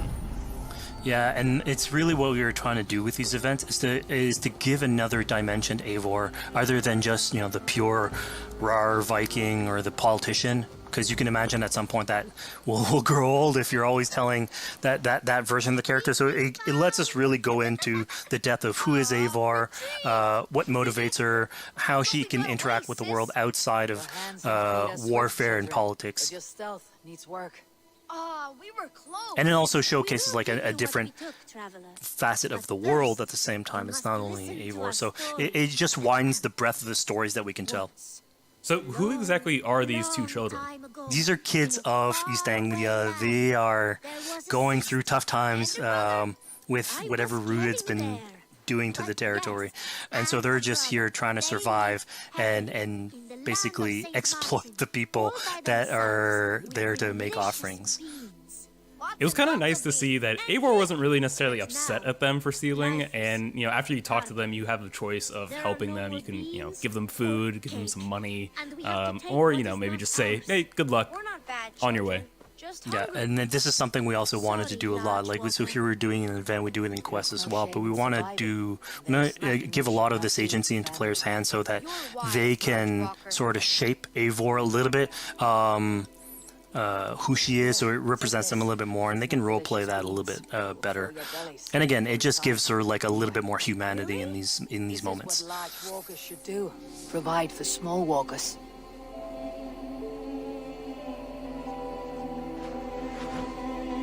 Here, large walker. A necklace? Yes, it's a St. Martin seal. You're welcome here anytime, large walker. You're one of us now. Visit us, okay? I will. Take care now, small green walkers. So I think AC veterans might recognize this here, but what exactly is Eivor chasing down? Yeah, so here you're seeing Eivor running down one of our tattoo images. So this is challenging the player on free run abilities, but also for fans of the series, sort of pulling at their heartstrings for some beloved features. So are we going to be able to tattoo Eivor? Yes, by collecting these tattoos, you actually bring them back to your settlement, and then you can customize different body parts, having different tattoos everywhere. So again, another form of expression, and it's sort of to represent that Viking culture.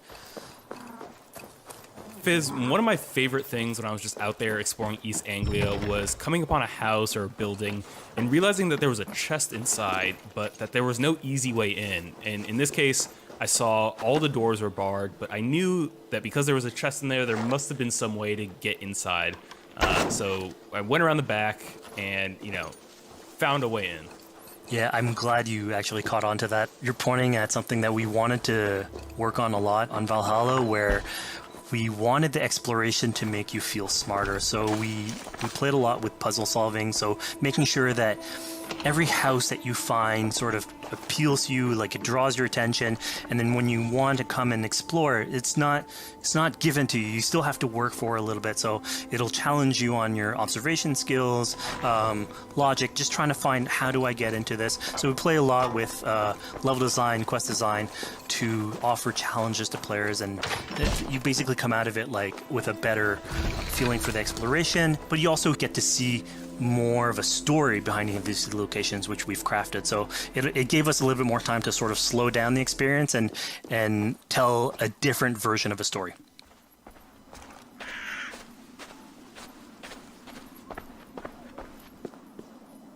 A poor victim of someone's fury. Yeah, I mean, speaking about exploration and just finding things out in the world, I was just wandering and came across this clearing and found this kind of morbid altar. Yeah, so this is one of our bigger events that we have scattered in the world. So as Eivor explores, she can find altars like this, and by interacting with them, here it's a trap that's been set by this character named Regan. Now, there's a bigger story behind all this. There's multiple steps to it later on. So this is one of the moments. It permits us to go into a slightly more mystical realm and play with a boss fight that has more magical abilities, if we will.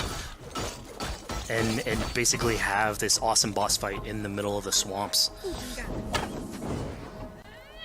And so here the abilities that you see Regan using are a little bit on the mystical side of things. What's happening is Eivor at the beginning in that trap is poisoned, and so she starts sort of hallucinating, seeing the world in a sort of different light and filter. And so that's sort of what lets us go into the realm of the weird. My rage, spirit of my father's rage, fill me!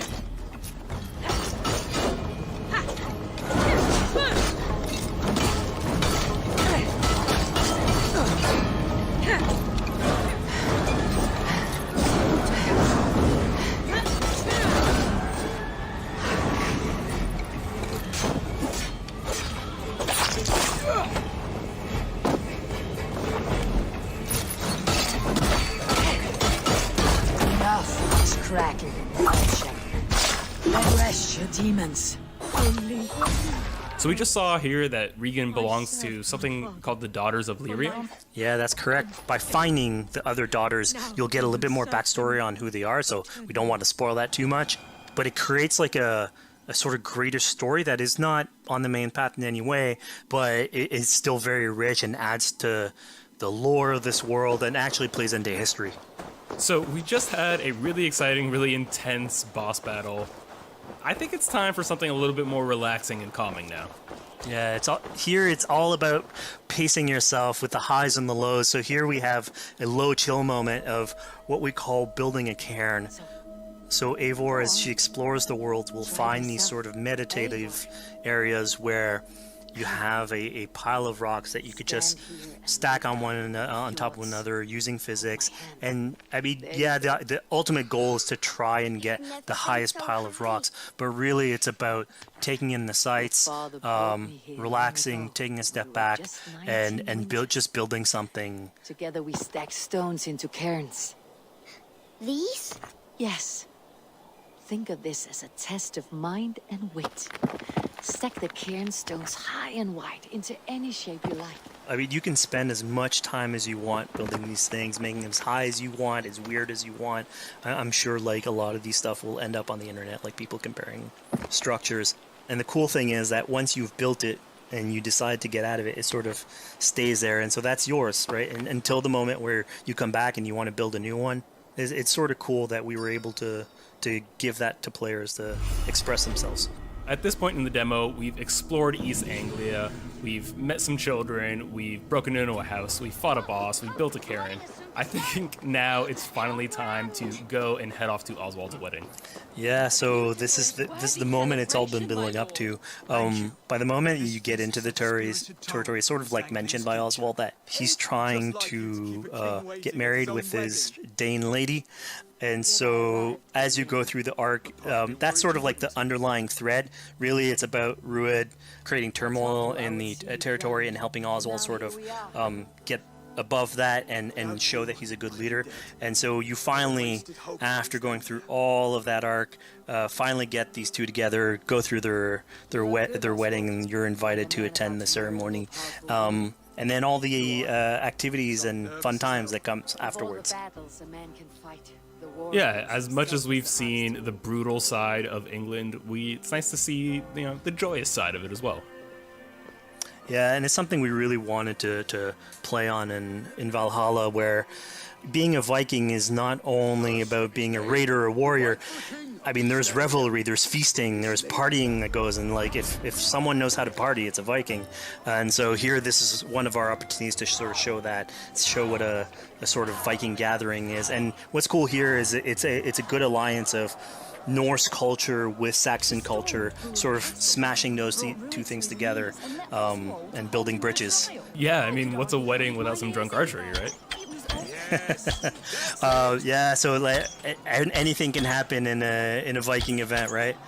Eivor, yeah, here, just get drunk, shoot some arrows. Barely a challenge. Steady all, and ready yourself for the wedding race.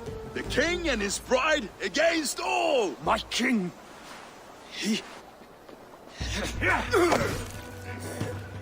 So here we see the decision I made to spare Rued came back to bite us. Yep, that's the decision you made coming back.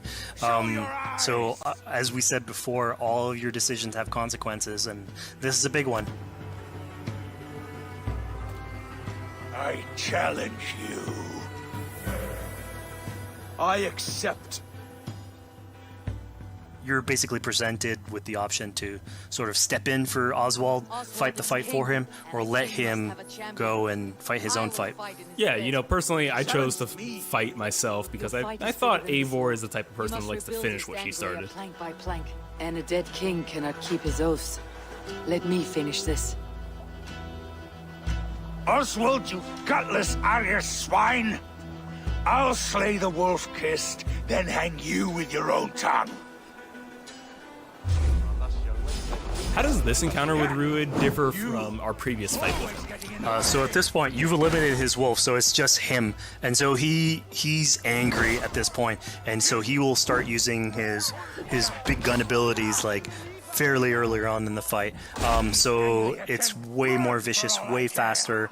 There's less strategy. He goes literally swords blazing at you. And so this is a fight to the death.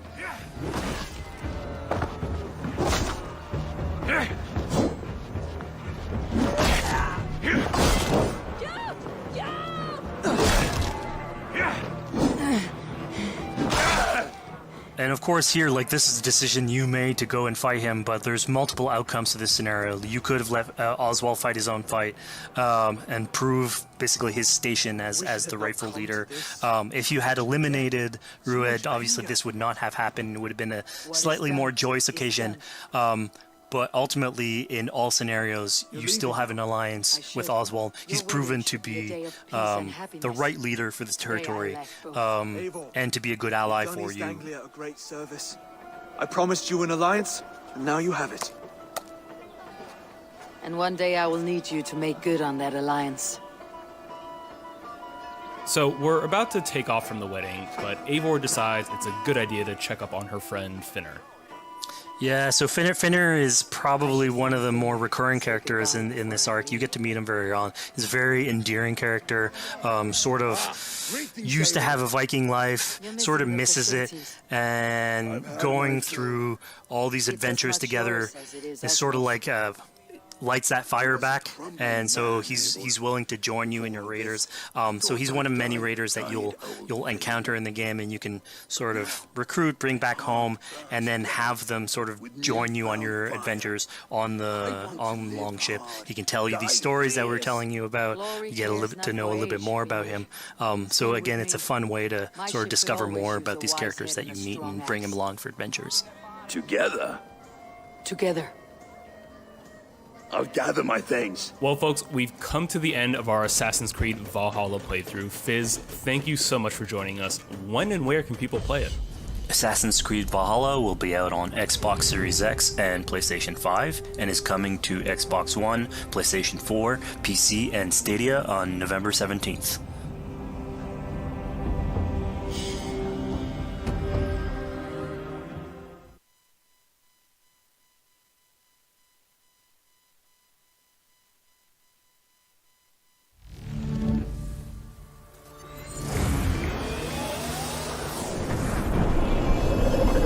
Everybody, thanks for joining us. My name is Eric Pope. I'm the Senior Community Developer on Hyperscape. And I'm Graham Jennings. I'm the Senior Producer on Hyperscape. Hyperscape's now in its open beta phase, so you can go to Uplay and download it directly. So a little while back, we recorded a match for you so we could walk through it moment to moment, explain what's going on throughout a match of Hyperscape. There's a lot going on with hacks, guns, the gameplay. So Graham and I are going to walk you through it right now, and I hope you'll enjoy it. So at the start now, you'll see the insertion phase. There's the three of them in the squad, so they're trying to decide on where they want to go. It looks like Helios, which is one of the landmarks, is going to be one of the choices. So all the places we're seeing on the map right now with like a name above it, that tends to be a higher loot area, would you say? For one of the big yellow letter ones like this one, this is one of the landmarks. Landmarks tend to have higher density and higher quality loot overall. Which also means most people will be going there, so you might have usually have a few more friends if you go to a landmark. So in this case though, he's gone outside and he's found a supply crate. So he's starting to loot these instead, so he's looking for both hacks and weapons within those.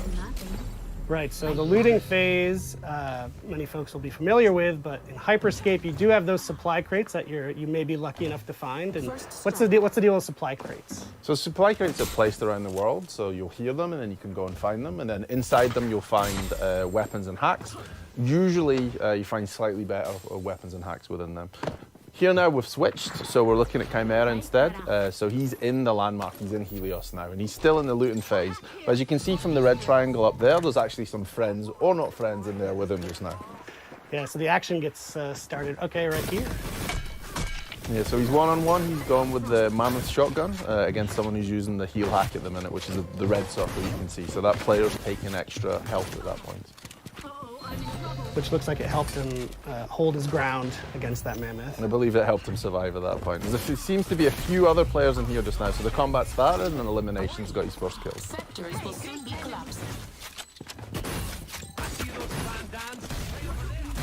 Oh no, so he's just been eliminated actually. Yeah. So he just, he's been eliminated and he's turned into an echo now. So he's going to wait for his friends to bring him back. So he's going to go to one of these restore points, which are basically places where someone else from another squad's been eliminated, and you can be restored and brought back to life at one of those points. So the action pretty much never stops in the game. If you're eliminated, you're not out. You're not stuck watching a camera with someone else. You're still playing, you can inform your squad as to what's going on, and then you can call to be restored at one of those points. There's plenty of people, like you said, who ended up at Helios at the end. There's at least 3 other squads. So we can also see when you have a teammate who needs a revive, it's called out on your... Yeah, the green icon you can see at the side is him calling for a revive at this point. So Mr. Gomi's busy eliminating other players, which will cause more revive points to appear as well. This guy's low on health, so I don't think he's going to last long for that. Okay, so I see once someone's eliminated, they drop a revive point that you can use. What you'll actually see at the minute now is both Chimera and Elimination are both echoes, so it's just Mr. Gomi by himself at the present time. So can he survive this and get He's going again. There's still a few other players in here, that's for sure. So that was the slam hack he used there. So basically he projected himself up in the air, he landed, he dealt some damage, and he's managed to eliminate the other player. Yeah, he got the elimination with it, which is pretty good. And then he's starting to bring back Chimera at this point, so he's now back into the game. Right. So he's got to reloot and find new weapons again, because when you are eliminated, you go back to just your melee weapon. Okay, so you don't hold on to your gear when you get eliminated. No.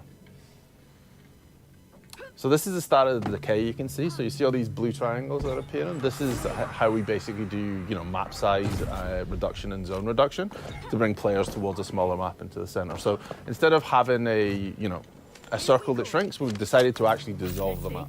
And is it kind of the same? Will you always know which districts are decaying first? You can see from the map when you bring it up what's going, and you'll also see the icon when you turn on the left-hand side of the screen a second ago, which shows you where the safe area to go is. So at the top it will show you sector is closing, and then you've got the little icon of the person running with a distance against it. That tells you where to go to the next safe place.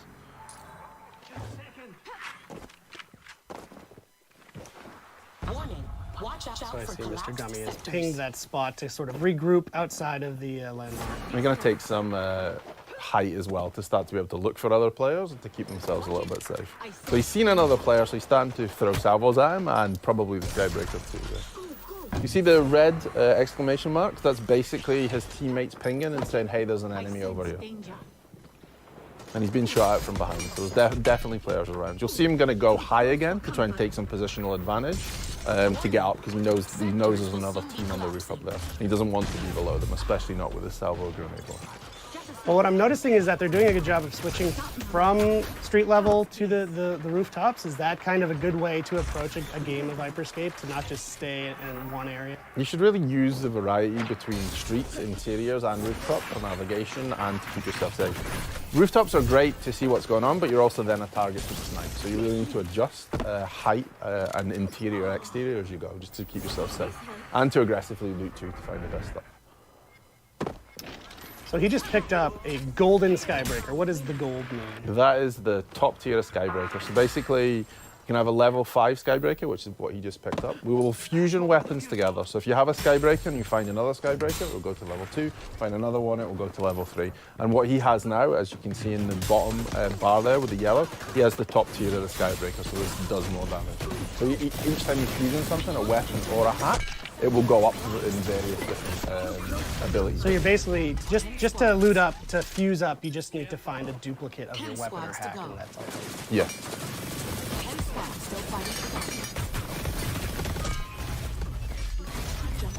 So you'll see though on the left, when you see the other players' names, you can see that Mr. Gomi has 2 yellow weapons and a yellow hack. So he has 2 fully fused weapons and 1 fully fused hack.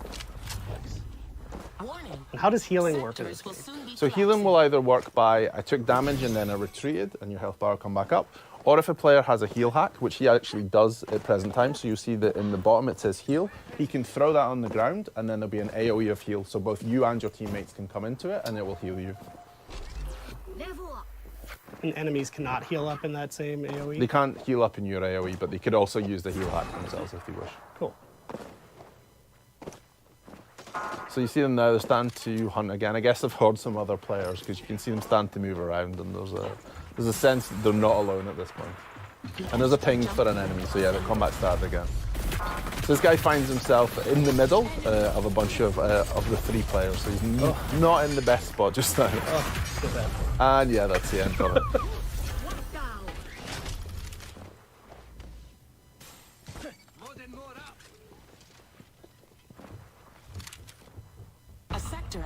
So if you manage to fusion one of his hacks then again. So here you'll see the decay started. The player found himself out in the decay as it was starting. You had no cover left, so you find yourself out in the open, and they eliminated him with a Ripper at that point.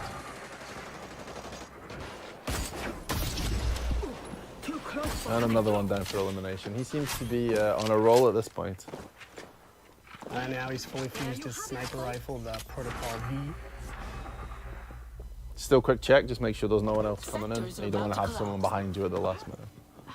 5 squads. So there's still 5 teams left. And then we'll swap back to Mr. Gomi, who's still rolling with the Skybreaker at this point. It's worked out well for him.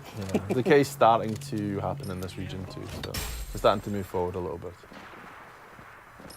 They have a nice variety of weapons between them. You know, someone's got a salvo, there's a skybreaker, there's a ripper. They really split in terms of hacks and weapons, so they have a nice diverse selection in terms of game style. So you see him go up high now, he's probably going to use a skybreaker. And he has, and that's the end for Takeshi Kazuya. Takeshi Casualing, so now you mentioned that username. You'll notice if you've been watching the feed, the usernames all seem pretty similar in this match. What's the story with that? So this is the feature we call streamer protection. So it allows you to anonymize who's in the game. So that's basically what you can see now. This poor player has managed to find themselves in the corner and tried to hide. Unfortunately, they've been chased in there by someone with a fully fused salvo. So that was kind of the end for them. Dangerous. So they've swapped now and they've gone to the mammoth instead. So they've swapped out to the shotgun. So it's quick to change your playstyle. You can easily find another weapon you like and you can adjust based on map size, how many players are left, and continuously adjust. And that countdown that just finished was a health kit event. What does that mean? What are these events? So basically in the top right now, you'll see the cross and it's kind of ticking down. So this has said that this is the time left for the health kit event. Basically, every match, there will be cards played which change what happens in the match. So this was the health kit event. There's things like low gravity 2, which projects up in the air and you can jump over. And are these just random, or are players triggering these events somehow? So there's two different ways this happens. So there's a game master, Grace, who plays them in this case. Or if there's a streamer in the game, the streamer's viewers will get the chance to vote for which one they want to see. So it'll pop up, there'll be 3 different options, and then whichever gets the highest number of votes will be the one that's played in the game. So viewers are directly impacting the streamers. That's through the Crowncast extension. Through the Crowncast Twitch extension. Cool. So here you see that you got caught in the decay then and fell through the building, so trying to move back in. There's only 3 teams left now, so we're starting to get towards a smaller map size, so it's going to become chaotic shortly. And they're just on the edge of this landmark. Of Red Tiger, so they're heading up. Here you'll see at the top it says crown appears in 10 seconds. So basically we have a crown that spawns in the wall. If a player grabs the crown and manages to hold onto it for 45 seconds, they will win that game through what we call crown victory. The only downside to that is once you've picked up the crown, everyone can see where you are and everyone's going to chase you. So yeah, he's got the crown, the countdown is on. As soon as, if he were to get eliminated, it would drop and that countdown would go away, right? Yes, and then whoever picks it up next, that person, the countdown will start again for them. And that's only one of the 2 ways you can win a match of Hyperscape, right? Yeah, you can win via the crown if you want to take it and maneuver. This is why you'll see the really high up to own the higher space, or you can eliminate all the other teams. You could sneak around and grab that crown and survive. If you use your hacks well and you use your movement and hide a lot, then yeah, you could possibly grab the crown, get to the end, and then win via a crown victory. Wow. There it is. A screen I'll never see.